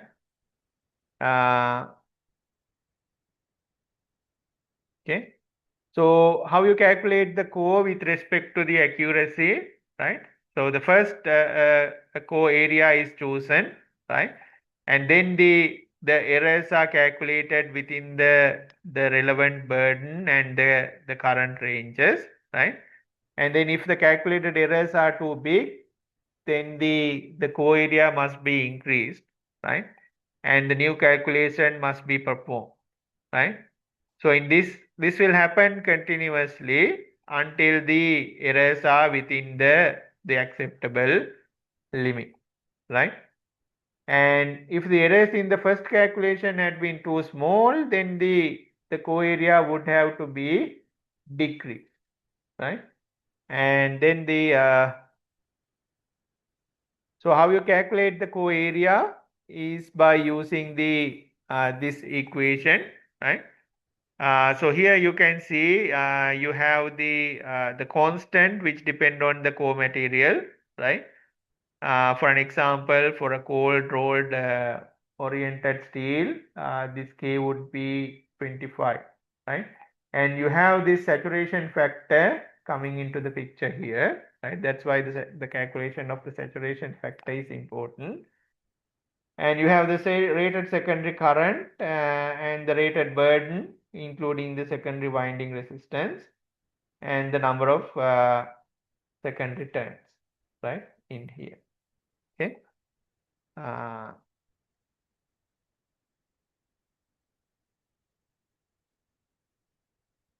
So similarly, you can do the calculation for the voltage transformer as well, right? So it's basically, you can think of it as an open circuit transformer, right? If there are no losses, no voltage drop, you can simply relate it to your measured voltage to the primary voltage by using this equation, right? But in the real system, there are voltage drops and the losses are associated with that. So because of that, there will be an error. So you need to incorporate that error as well in the equation, and the same way that you do it for the current transformer, right? So again, this error will appear in both the amplitude and the phase, right?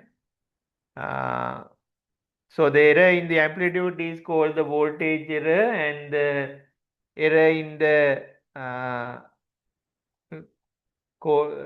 phase is called the phase error. Give me a second. This is an important code. Hello? Oh,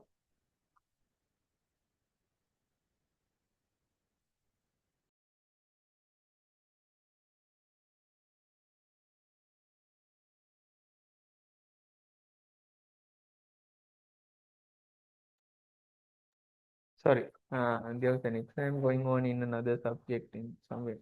So I thought that was regarding that. Okay. So okay. So error in the phase is called the phase displacement. So it's more or less very similar to what you have done in the current transformers. Okay. So the calculations are very similar. So I'm not going it over and over again, right? So how you determine the error? So now you are talking about the voltage measurement. So the voltage drop in the primary side is important, right? So you represent the primary winding impedance, okay, CP, and the secondary winding impedance, and then you have this excitation branch, right? And the burden, right? So the burden will also draw certain. So this IS will go through the burden, and you measure the voltage across that, right?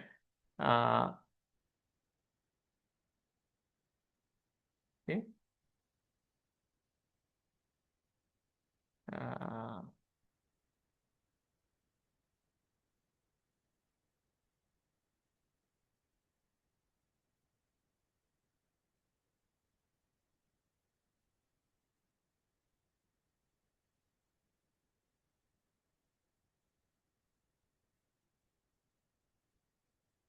Uh, so you can actually divide this into two diagrams, right? And you can look at the total voltage drop as the sum of the no load voltage drop caused by the IS, that is corresponding to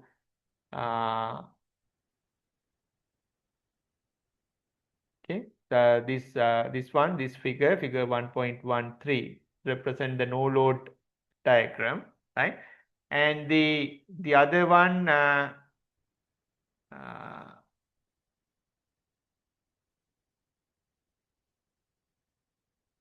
and the other one with the burden, right? So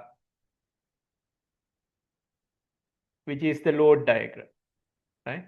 So you have the no load diagram and the load diagram. So you look at them individually and then sum up that to come up with the total voltage drop, right? So if you look at the no load circuit, you have something like that. So then there will not be the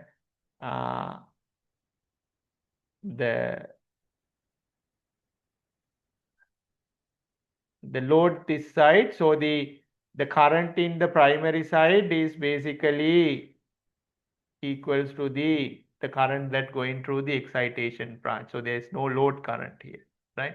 So that's why it is taken as IE, right? So then the voltage drop here would be IE times CP, right? And IS is all 0, right? Okay. But in the load case, it's different, right? You can actually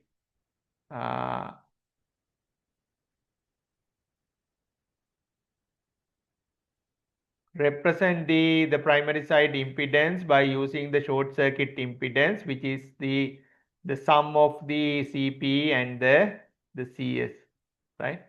CP and the CS, right?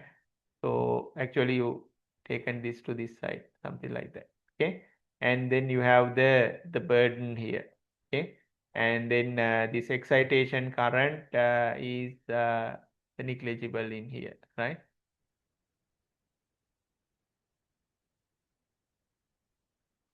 Okay. So since this no load voltage drop is very small in general, right? And it will be always of the same magnitude for a certain design, right? In the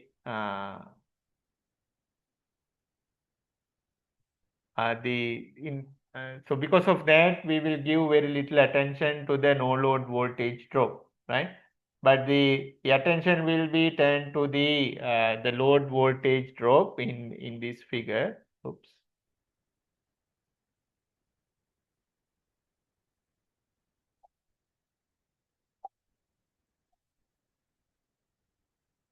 What happened to that?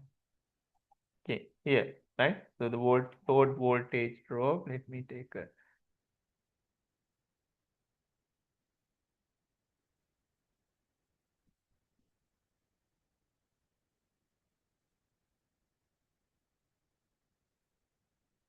right. So if you look at that figure,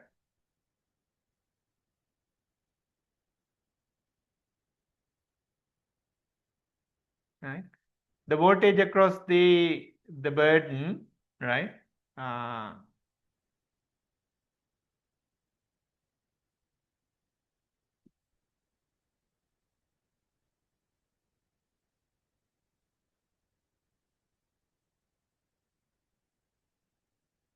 is equals to, it's basically the potential divider here, right? The voltage at this point is Ns over Np times Up times the Ck divided by Ck plus Cb, right?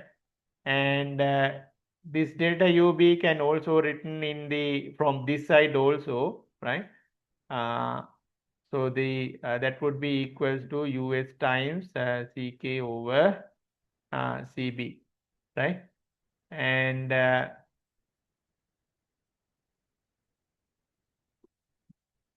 so if you express this as the percent of the US, so you take the US as your base and you express this as a per unit value, this would be can written as delta UB is equal to Ck over Cb times 100, right? 100%. Okay. So again, this like similar to that the current, the voltage will also have the resistive and the reactive components, because we are talking about an impedance here, right?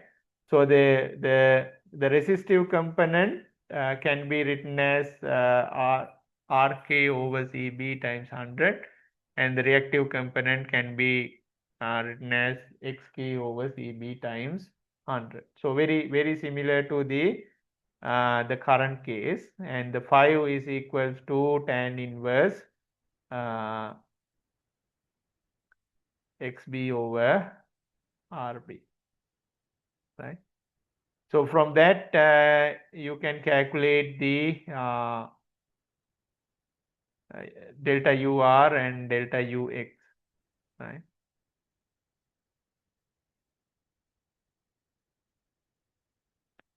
So for in order to do that, you have to calculate the C, so R, K and Z K. So that can be calculated by using the short circuit, calculating the short circuit impedance. Okay, and the short circuit impedance can be calculated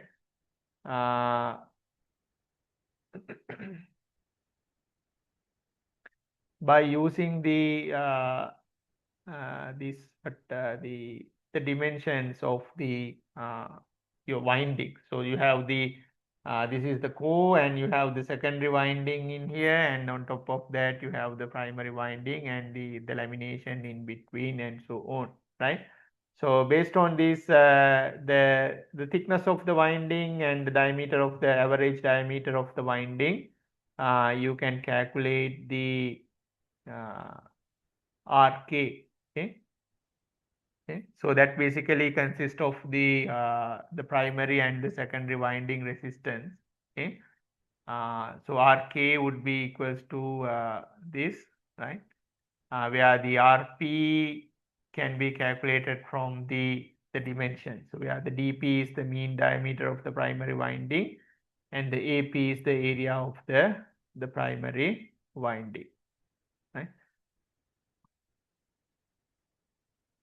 And then the xk can be calculated by using this equation, where you have the average diameter of the or the mean value of the dp and the ds, right?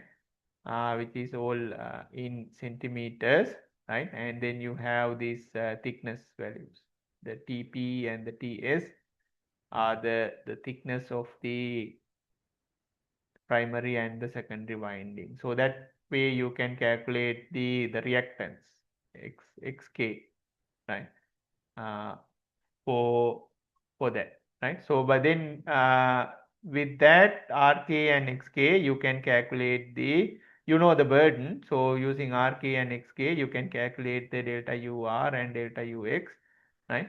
And then from that you can calculate the error, right? Like from here, right? So you can calculate the error. Okay.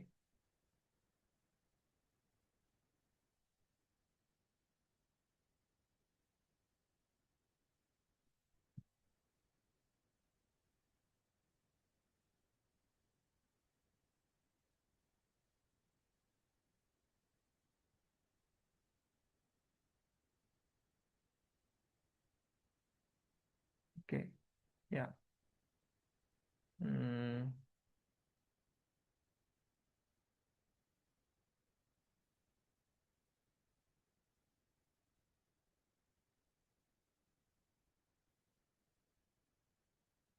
Okay, so that's pretty much I wanted to talk about today, right? And so what I will do is I will give you a small problem, right? So you can utilize this information in order to do some sort of a design, right? And then you will understand how to use these equations and how to calculate the errors, and based on that how to correctly calculate the currents and the voltages in the current transformers and voltage transformers, right? So before we wind up, so it's about to rain heavily in here, right? Do you have any questions before we wind up?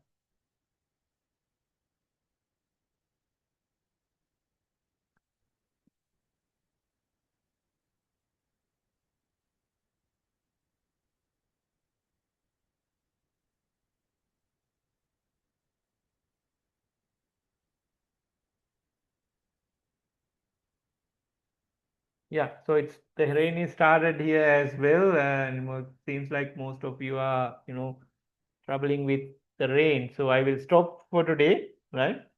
Before it hits any thundering. Okay.